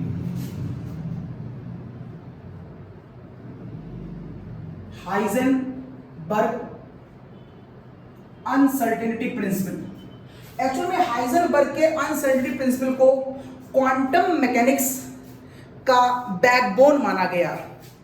इस मैकेनिक्स के आने के बाद वेव थ्योरी को काफी ड्रॉप किया गया और क्वांटम मैकेनिक्स को एकदम से बढ़ावा मिला। तो ये सपोर्टिंग हेड था क्वांटम मैकेनिक्स के लिए, उसको कंफर्म करने के लिए, लेकिन इसे कहा क्या? हाइजेनबर्ग ने कहा कि आप क्लासिकल वेव थ्योरी में कहते हैं कि किसी भी पार्टिकल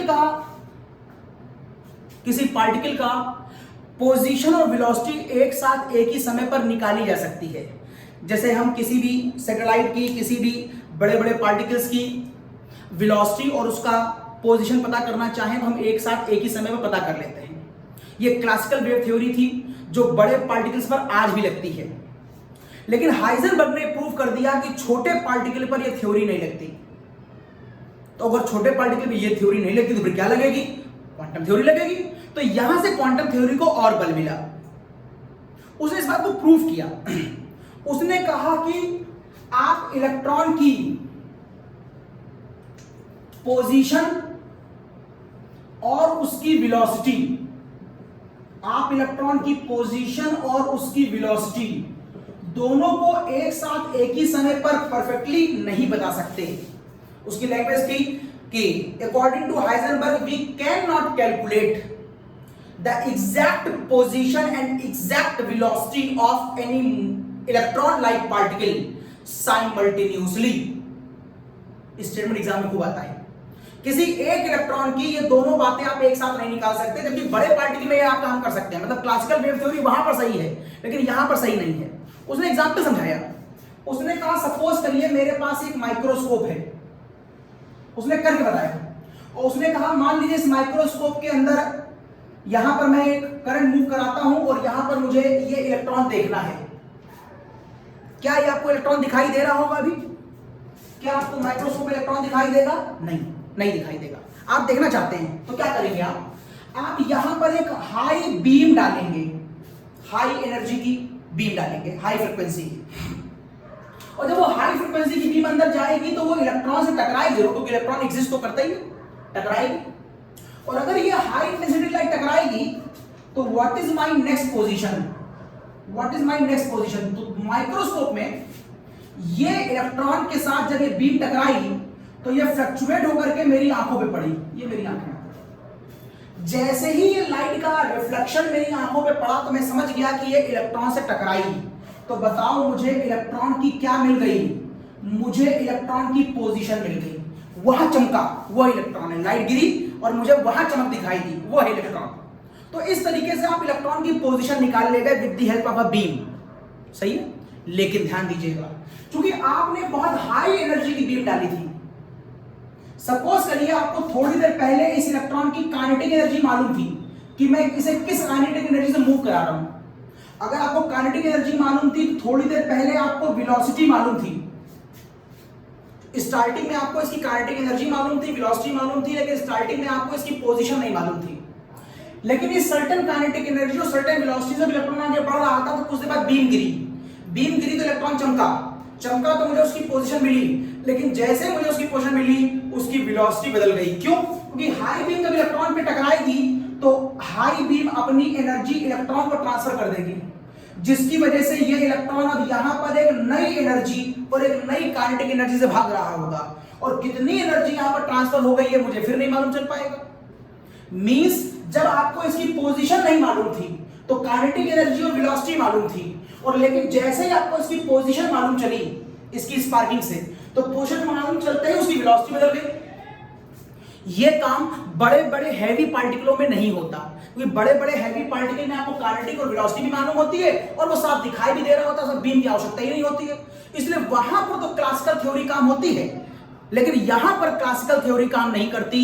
तो हाइजेनबर्ग ने कहा कि आप किसी इलेक्ट्रॉन लाइक पार्टिकल की पोजीशन और वेलोसिटी दोनों एक साथ एक ही समय पर नहीं निकाल सकते, और उसने कहा मैथमेटिकल फॉर्मूला डेल्टा एक्स और delta P is greater then और इक्वल टू h अपॉन 4 पाई। आपको डेरिवेशन की फिर आवश्यकता नहीं है, ये फॉर्मूला उसने बताया, आपको याद कर लेना है, जहां पर h क्या है, प्लैंक्स कांस्टेंट। वैसे कहीं पर आपको अगर h क्रॉस दिख जाए तो उसे रिड्यूस प्लैंक कांस्टेंट कहते हैं, और इसकी वैल्यू h अपॉन 2 पाई के बराबर होती है। तो अगर आप चाहें तो इस फॉर्मूले को delta X delta P is greater than equal to h cross upon 2 भी कह सकते हैं, क्योंकि h क्रॉस की वैल्यू रखेंगे तो h अपॉन 2 पाई बात ही आ जाएगी। ओके, बैठा दे रहा हूं, अब वापस नहीं चलता। डेल्टा एक्स क्या है, ये है इसकी चेंज इन पोजीशन, ये है इसकी change in position. Delta P क्या है, ये है इसका change in momentum. Change in momentum delta P का मतलब होता है mass into change in velocity, और h और पाई आपको मालूम है।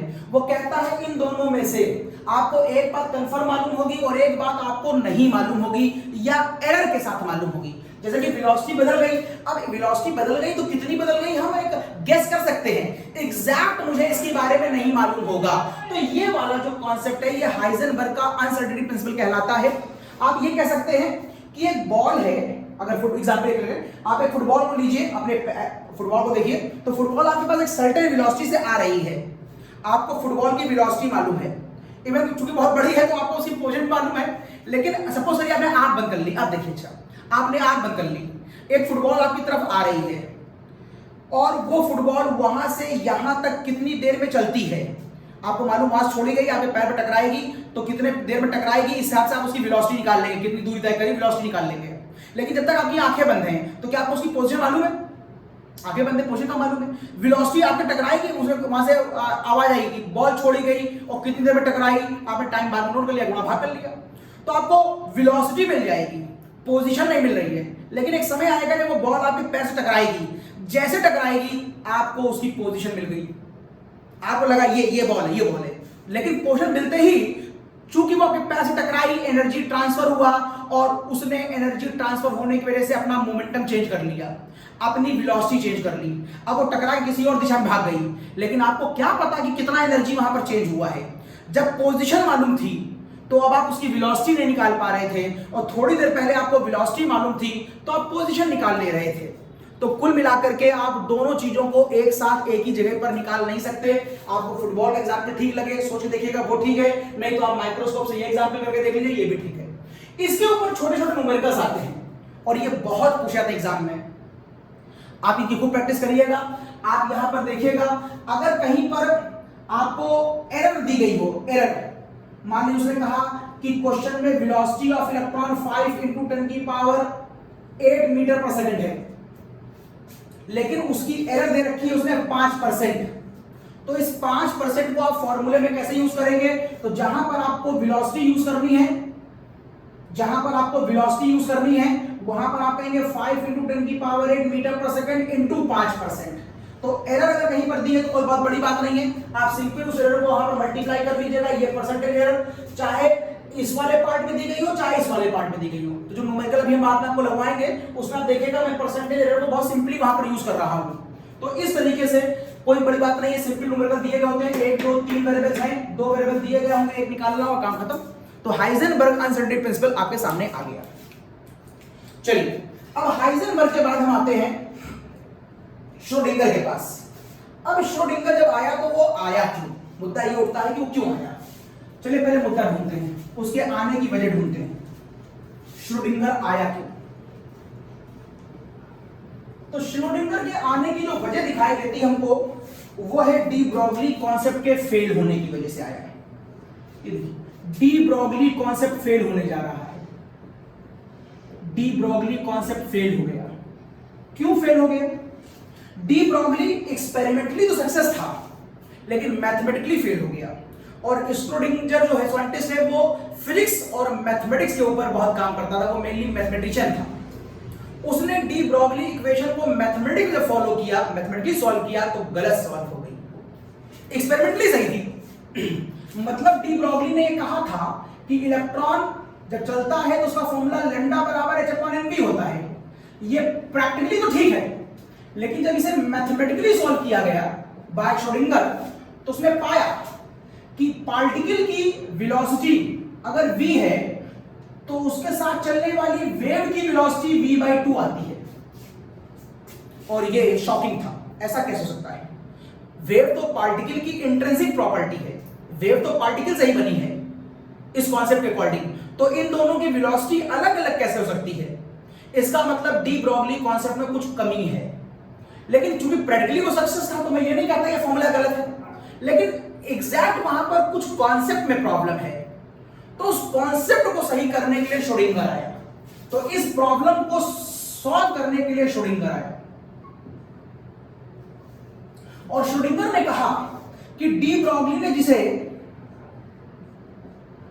मैटर वेव कहा था, एक्चुअली उसे मैटर वेव ना कह करके आप उस वेव को वेव फंक्शन कह दीजिए।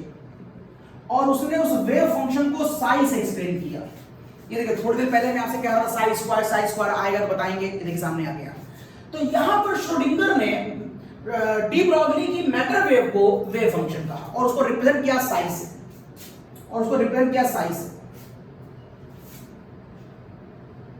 अब उसने कहा ये जो वेव फंक्शन है, क्योंकि वो मैथमेटिक्स का साइंटिस्ट आदमी था तो अब आपको यहां पर थोड़ी सी मैथमेटिक्स सिर्फ देखनी पड़ेगी वो क्या कर रहा है, आपको याद करने की आवश्यकता नहीं है। उसने कहा ये जो वेव फंक्शन है ये मैथमेटिक्स का एक फंक्शन ऑफ आई माना गया, एक मैथमेटिक्स का फंक्शन ऑफ आई माना गया। और उसने कहा आई एक इमेजिनरी नंबर है जो -1/√k बराबर है। अब उसने यह क्यों कहा, कैसे कहा, क्या है, ये सब बहुत बड़ी लंबी चौड़ी मैथमेटिक्स है और बहुत बड़े लंबे चौड़े मैथमेटिक्स को हम शॉर्ट में खाली कहानी फॉर्म में सुना रहे हैं ताकि आपको याद रहे कि एक्चुअली क्या क्या हुआ था। आपको सब याद करने की आवश्यकता नहीं है। तो यहां पर i बराबर √-i1 था और उसके बाद उसने एक लंबी चौड़ी मैथमेटिक्स लगाई और एक इक्वेशन सॉल्व करी और वो इक्वेशन कुछ इस तरीके की थी। और उसने एक लंबी चौड़ी इक्वेशन सॉल्व करी और वो इक्वेशन कुछ इस तरह की थी। वो था डेल स्क्वायर, वो था साई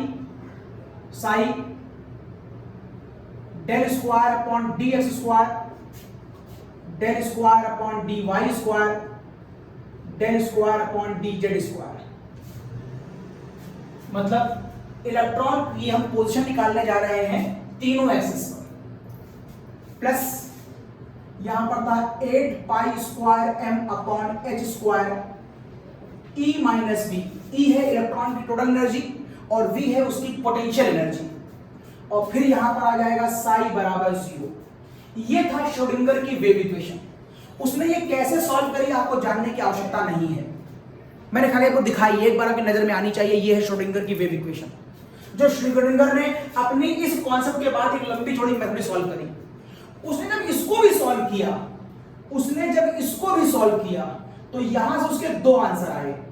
उसने ये जो आंसर है वो साई और एनर्जी के टर्म में निकाला, साई और एनर्जी के टर्म में निकाला।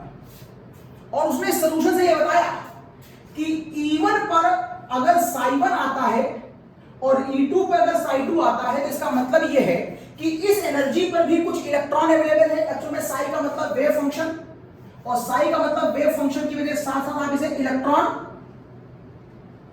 डेंसिटी भी मान सकते हैं, means where the maximum possibility of finding the electron. तो जो फाइंडिंग ऑफ इलेक्ट्रॉन है, जो आप कहते हैं ना कि इलेक्ट्रॉन ऑर्बिटल में होता है, तो वो कहां पर है, एग्जैक्टली है कहां। आप ये कहते हैं इलेक्ट्रॉन ऑर्बिटल में होता है, लेकिन ऑर्बिटल कहां पर है, ट्राई डायमेंशनल ऑर्बिटल कहां पर है, तो वो कहां पर है इस बात को वो साई से बता रहा है। तो वो कहता है कि जब मैं इसको सॉल्व करता हूं तो इवन वैल्यू आती है एनर्जी, इवन के लिए psi1 और E2 के लिए psi2। इसका मतलब ये हुआ कि अगर ये न्यूक्लियस है तो अगर ये इवन एनर्जी है तो इलेक्ट्रॉन यहां पर बैठा हुआ है, और अगर ये E2 एनर्जी है तो इलेक्ट्रॉन यहां पर बैठा हुआ है। लेकिन उसने कहा कि E3 पर जब मैं निकालता हूं तो उसका psi3 नहीं आता। इसका मतलब है यहां पर E3 तो है लेकिन यहां पर इलेक्ट्रॉन नहीं पाए जाते क्योंकि वहां पर वेव फंक्शन नहीं आ रहा है। अब देखिए नील बोर ने बहुत पहले बात बताई थी कि इलेक्ट्रॉन हर ऑर्बिट में नहीं घूमता, जहां घूमता है वो स्टेशनरी ऑर्बिट है और जहां नहीं घूमता वो खाली पड़ी ऑर्बिट है। एनर्जी तो होती है, ऑर्बिट तो है लेकिन इलेक्ट्रॉन नहीं है। वहां पर हम उस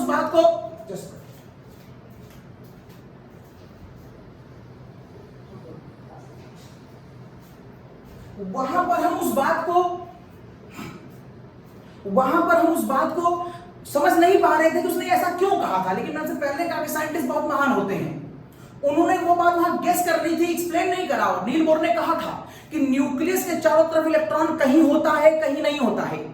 क्यों कहीं नहीं होता मुझे नहीं मालूम, इसने बताया कि क्यों कहीं नहीं होता, मैथमेटिकली प्रूफ करके बताया कि कहीं पर एनर्जी तो है लेकिन वेव फंक्शन नहीं है। और जब आप E4 निकालते हैं तो आपको psi4 मिल जाता है। तो ये आ गया आपका श्रोडिंगर का कंट्रीब्यूशन, और श्रोडिंगर ने अपने इस कंट्रीब्यूशन में psi के साथ n, l और m को एक्सप्लेन कर दिया था। मतलब श्रोडिंगर ने बता दिया था इलेक्ट्रॉन ट्राई डायमेंशन पर एनर्जी के रिस्पेक्ट में किस शेल में है, किस सबशेल में है और उसका ओरिएंटेशन क्या है। इसीलिए कई बार आपको कंपटीशन वाले क्वेश्चनों में आपको ऐसे लिखा मिलेगा psi 320। एक्सप्लेन करिए ये क्या है, बताइए इलेक्ट्रॉन की डेंसिटी किस घर में पाई जा रही है। psi का मतलब इलेक्ट्रॉन डेंसिटी, तो कहां पाई जा रही है, पहला n होगा फिर l है फिर m है, तो n बराबर 3 है। 2 के लिए l की वैल्यू 2 है, इसका मतलब मैं d ऑर्बिटल में हूं। और 0 मैंने आपको रटवाया था, dz स्क्वायर में इसकी वैल्यू 0 होती है। इसका मतलब जो m है वो 0 होगा, m 0 होगा। और m 0 का मतलब है वो किस घर में पड़ा होगा, वो dz स्क्वायर में पड़ा होगा। तो इस तरीके से श्रोडिंगर की बात हमारे सामने हुई। अब साहब श्रोडिंगर में भी एक प्रॉब्लम थी, लग तो रहा सब कुछ पूरा हो गया। अच्छा, मैंने आपसे पहले कहा था कि क्वांटम नंबर क्या होता है, क्वांटम नंबर श्रोडिंगर ने दिया था। मैंने कहा था मैं बताऊंगा, देखिए सारी बातें सारी हो गई हैं। श्रोडिंगर की इक्वेशन है, उसको सॉल्व किया गया, एनर्जी के साथ डेंसिटी आ गई है, उसने 3 क्वांटम नंबर बता दिए थे, उसको ऐसे मेंशन किया जाता है। अब क्वांटम नंबर ओपन हो गया, तो क्वांटम नंबर की डिस्कवरी किसने करी, श्रोडिंगर ने करी। क्वांटम नंबर क्या होता है, किसी इलेक्ट्रॉन की एग्जैक्ट पोजीशन के बारे में बताता है कि वो एग्जैक्टली कहां पर बैठा हुआ है। Okay, with the respect of energy कहां बैठा हुआ है। अब श्रोडिंगर में भी एक प्रॉब्लम थी। अब वो साथ क्या प्रॉब्लम थी, लोगों ने इनसे कहा कि आपने psi बता दिया, ओके, आपने बता दिया कि ये psi है, आपने बता दिया कि ये इलेक्ट्रॉन डेंसिटी है, लेकिन क्या आप मुझे इसकी फिजिकल सिग्निफिकेंस बता सकते हैं? क्या आप मुझे इसे फिजिकली समझा सकते हैं? वो ऐसा नहीं कर सकते थे। मैथमेटिकली इसको कर ले रहे थे, फिजिकली समझा सकते थे। क्यों? क्योंकि उन्होंने इसे एक इमेजिनरी नंबर माना था, और इमेजिनरी नंबर हमारे रियल वर्ल्ड में नहीं होता। और अगर इमेजिनरी नंबर हमारे रियल वर्ल्ड में है ही नहीं तो फिर हम psi को समझाएंगे कैसे? This is the cause Schrodinger ने हाथ खड़े कर दिया कि ना भैया, हम इसकी फिजिकल सिग्निफिकेंस नहीं समझा सकते, क्योंकि उनका कॉन्सेप्ट ही रियल और रियलिटी पे नहीं, इमेजिनरी कंडीशन पे था। उन्होंने इमेजिन करके अपना आंसर निकाल दिया था। अब इस बात को समझाने के लिए कौन आता है? इस बात को समझाने के लिए एक साइंटिस्ट आता है जिसका नाम है मैक्स बॉर्न। मैक्स बॉर्न ने कहा कि मैं इस psi के बारे में समझा सकता हूं, इसकी फिजिकल सिग्निफिकेंस समझा सकता हूं। और उसने कहा, ये मैक्स बॉर्न ने कहा कि एक्चुअल में psi के बारे में समझने की कोशिश मत करिए, क्योंकि psi क्या है? psi एक वेव फंक्शन है और एक्चुअल में it is a function of I है। इसको थोड़ा सा इंप्रूव किया किया, उसने कहा इसे वेव फंक्शन मत कहिए, इसे कॉम्प्लेक्स फंक्शन कहिए, इट इज कॉम्प्लेक्स फंक्शन। अब ये सारी बातें प्योर मैथमेटिक्स की हैं। अब यहां पर फिजिक्स कम हो गई है, केमिस्ट्री कम है और प्योर मैथमेटिक्स आ गई है। अब ये फंक्शन क्या होता है, आई क्या होता है, कॉम्प्लेक्स फंक्शन क्या होता है, यदि आप बायो के स्टूडेंट हैं तो आपको तो बिल्कुल सोचने की आवश्यकता नहीं है, सिर्फ एक कहानी सुन लीजिए कि कैसे कैसे डिस्कवरियां हुई। और अगर आप मैथमेटिक्स के स्टूडेंट भी हैं तो भी अभी आपने ये कॉम्प्लेक्स फंक्शन नहीं पढ़ा होगा। जब आप कॉम्प्लेक्स फंक्शन पढ़ेंगे तब आप इसकी मैथमेटिक्स की बात समझ पाएंगे। ये कॉम्प्लेक्स फंक्शन जहां तक मुझे याद आ रहा है कि बीएससी फर्स्ट ईयर पढ़ाया जाता है, शायद इंटर में आपको पढ़ा दिया जाए जेईई लेवल पर, लेकिन ये बेसिक लेवल का है तो आपको एक कहानी की फॉर्म में सुनना है। हर कहानी की डिटेल के लॉजिक पर नहीं, यहां पर नहीं जाना है, क्योंकि यहां पर जो बातें हो रही हैं वो बहुत ज्यादा हाईफाई और बहुत डिस्कवरी की हो रही हैं। तो आप पूरी एग्जैक्ट डिस्कवरी को यहां पर कहानी की फॉर्म में खाली याद रखिए। तो यहां पर उसने कहा ये कॉम्प्लेक्स वेव फंक्शन है, और उसने कहा ये कॉम्प्लेक्स वेव फंक्शन इस मैथमेटिक्स की इक्वेशन को फॉलो करता है। अगर मैं मान लूं सी एक कॉम्प्लेक्स वेव फंक्शन है तो ए एक इमेजिनरी नंबर है, ए एक रियल नंबर है, आई एक इमेजिनरी नंबर है, और उसको फिर से मैंने एक रियल नंबर से मल्टीप्लाई कर दिया। तो अगर इस तरह की कोई इक्वेशन बनती है तो हम उसे कहते हैं वो कॉम्प्लेक्स फंक्शन की इक्वेशन है, जहां पर ये कॉम्प्लेक्स फंक्शन है, यहां पर ये रियल नंबर है, बी रियल नंबर है, ये इमेजिनरी है। ऑब्वियस सी बात है, इसको इससे मल्टीप्लाई कर दोगे तो पूरा का पूरा इमेजिनरी हो जाएगा। साथ इस सी के बगल में एक इसका काउंटर पार्ट भी होता है, ये मैथमेटिक्स का पार्ट है, फिर से बता दे रहा हूं, जहां पर कुछ नहीं करना होता है, खाली आपको इमेजिनरी नंबर का साइन बदल देना होता है। तो ये कुछ इस तरह से दो इक्वेशनें बनती हैं। उसने कहा इसको मैं साई कह रहा हूं, इसको मैं साई कह रहा हूं। तो कुल मिलाकर के उसने कहा यदि आपको इसकी फिजिकल सिग्निफिकेंस पता करनी है तो फिजिकल सिग्निफिकेंस साई से नहीं आएगी, फिजिकल सिग्निफिकेंस साई स्क्वायर से आएगी। This is your physical significance. ये है आपकी इलेक्ट्रॉन डेंसिटी। वो कहता है ये है आपकी इलेक्ट्रॉन डेंसिटी, और ये किसके बराबर है, ये बराबर है साई इंटू साई स्टार के। बहुत ज्यादा आपको समझने की कोशिश नहीं है, बहुत आपको समझ में नहीं आ रहा होगा, लेकिन मैं आपसे बार-बार कह रहा हूं कि इस वाले पोर्शन में केवल आप कंपटीशन और थोड़ा सा ज्ञानवर्धक वाली बातों का, कि हम बात को पूरी तरह समझ लें, हम केवल उतना ना पढ़ें जितना किताब में एग्जाम में आता है, हम बात को अपनी डिटेल तक लेके जाएं, हम समझ लें कि हमें इसमें और क्या क्या जानने की आवश्यकता होगी आने वाले समय में। मोदी जी ने आपको न्यू एजुकेशनल पॉलिसी दे दी है, तो उस न्यू एजुकेशन पॉलिसी के अकॉर्डिंग हमें सिर्फ वो नहीं पढ़ना है जो हमारे एग्जाम में आने वाला है, हमें डिटेल में बात को समझना है कि एक्चुअल उसके अंदर क्या है, और उस डिटेल को एनालाइज करना है कि कभी हमें साइंटिस्ट बनने का मौका मिल जाए तो हमारा बेसिक एकदम परफेक्ट हो, कि साहब ये पूरी बातें हैं, ये परफेक्ट, यहां पर ये चीजें हैं, ऐसे ऐसे घटनाएं हुई थी और मुझे इसके आगे सोचना है। ओके, तो इस तरह से ये कुछ वर्किंग हुई थी। अच्छा, अब उसने कहा कि साई स्क्वायर सीधे आप साई और साई का मल्टीप्लाई मत मानेंगे, एक बार इन दोनों को मल्टीप्लाई करने के बाद इसको नॉर्मलाइज भी करा जाता है, और जब हम इसको नॉर्मलाइज करते हैं उसके बाद साई स्क्वायर आता है। अभी नॉर्मलाइजेशन क्या होता है बताता हूं मैं भी आपको। देखिए, सपोज करिए केवल साई क्या है, सपोज करिए केवल साई क्या है, केवल साई इलेक्ट्रॉन डेंसिटी है, इलेक्ट्रॉन प्रोबेबिलिटी है, इलेक्ट्रॉन के पाए जाने की संभावना है। तो अगर मैं आपसे कहूं कि इस लाइन में कहीं इलेक्ट्रॉन के पाए जाने की संभावना है, यहां पर कहीं मान लीजिए कहीं संभावना कम होगी, कहीं ज्यादा होगी, और मैं मान लेता हूं उसका डायग्राम मैं कुछ इस तरीके से बनाता हूं, इलेक्ट्रॉन यहीं कहीं पे पाया जा रहा होगा। अगर ये पूरा साई है, अगर ये पूरा साई है तो साई स्क्वायर क्या होगा, अगर ये पूरा साई है तो साई स्क्वायर का डायग्राम कुछ ऐसा आता है, थोड़ा सा इसका एम्पलीट्यूड बढ़ जाता है, तो साई स्क्वायर का डायग्राम ऐसा आएगा। अब यहां पर कहीं पर भी इलेक्ट्रॉन के पाए जाने की संभावना है, ये साई स्क्वायर के लिए maximum possibility of finding the electron. आप ये पता करना चाहते हैं कि क्या इस जगह पर, ये डायग्राम को आप कैसे बना सकते, क्या इस जगह पर अगर मैं एक ऐसी पतली सी लाइन खींच लूं with a very with a decimal point 0.00001 में बहुत छोटी वैल्यू, जिसको आप कहना चाहते हैं कि मैं इसका डिफरेंशिएशन ले लूं, आप इस पूरी जोन में से बहुत पतली वैल्यू, उसका डिफरेंशिएशन आपने मैथ से पढ़ लिया होगा अब तक, या फिजिक्स में पढ़ लिया होगा आपने, तो बहुत छोटा डिफरेंशिएशन, तो कहते हैं कि अगर आप इस साई स्क्वायर का मल्टीप्लाई कर दे किसके साथ, डीएक्स के साथ, तो मुझे साई स्क्वायर की पूरी जोन में इसके डिफरेंशिएशन के रिस्पेक्ट में एक वैल्यू मिलने वाली है। मैंने साई स्क्वायर का डिफरेंशिएट कर दिया एक्स के टर्म में, मैं निकालना तो पूरी वैल्यू चाहता हूं, लेकिन सपोज करो पूरी वैल्यू निकालने से पहले मैं केवल इतनी वैल्यू पता करना चाहूं, जिसको मैं नाम दे दूं ए और बी का, मतलब मैं पता करना चाहता हूं कि इतने एरिया में इलेक्ट्रॉन कहां पर होगा। तो आप इसको इंटीग्रेट कर दें, फ्रॉम ए टू बी। ये मैं नॉर्मलाइज कर रहा हूं, इलेक्ट्रॉन को रियल में निकालूंगा कैसे मैं बता रहा हूं। अब आप केवल इतने एरिया में निकाल जाते हैं, इलेक्ट्रॉन तो पीछे भी कहीं पर भी हो सकता था और आगे भी कहीं पर भी।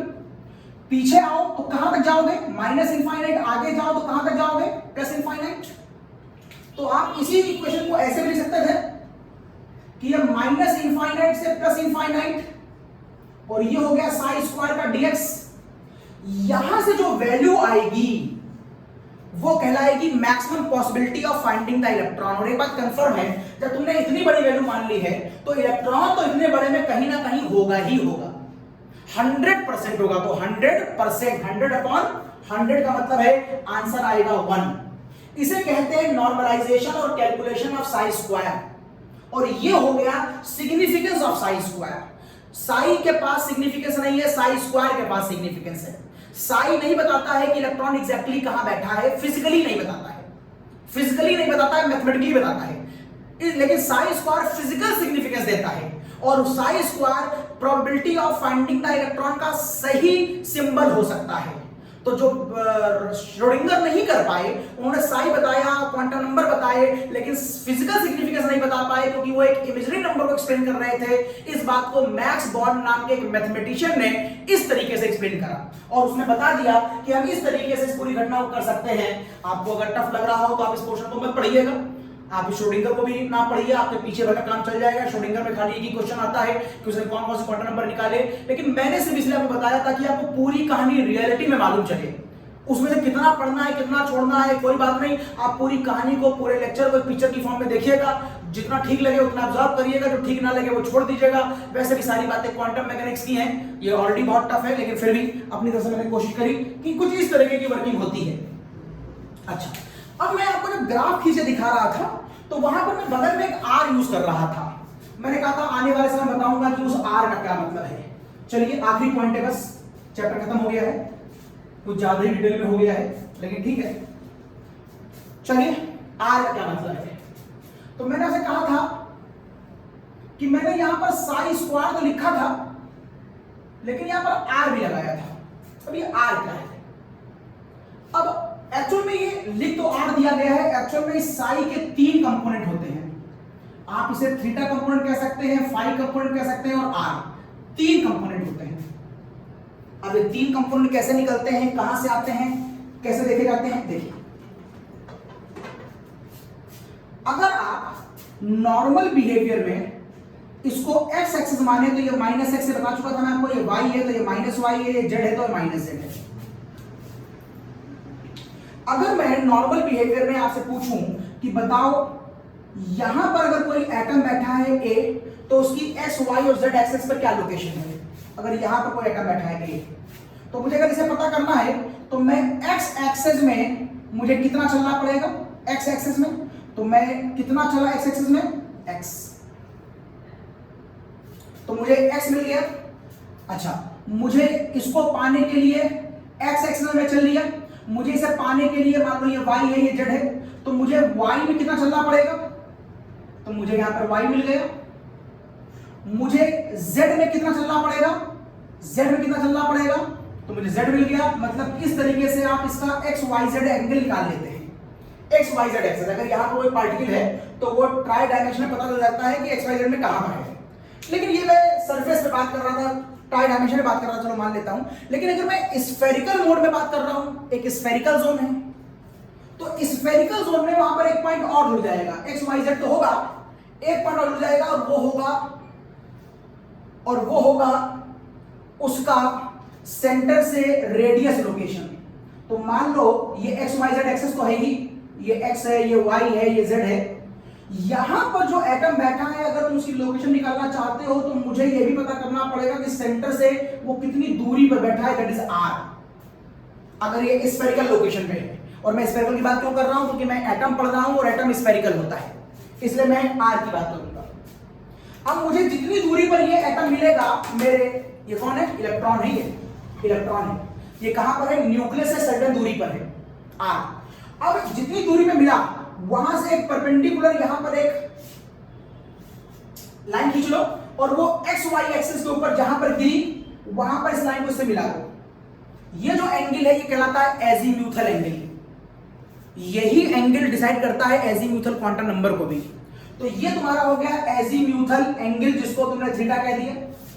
और यहां पर एक एंगल तुम्हारा बन रहा है इस जेड एक्सिस से, इसको मैं कहता हूं पोलर एंगल, और इसको तुम कह दो फाई।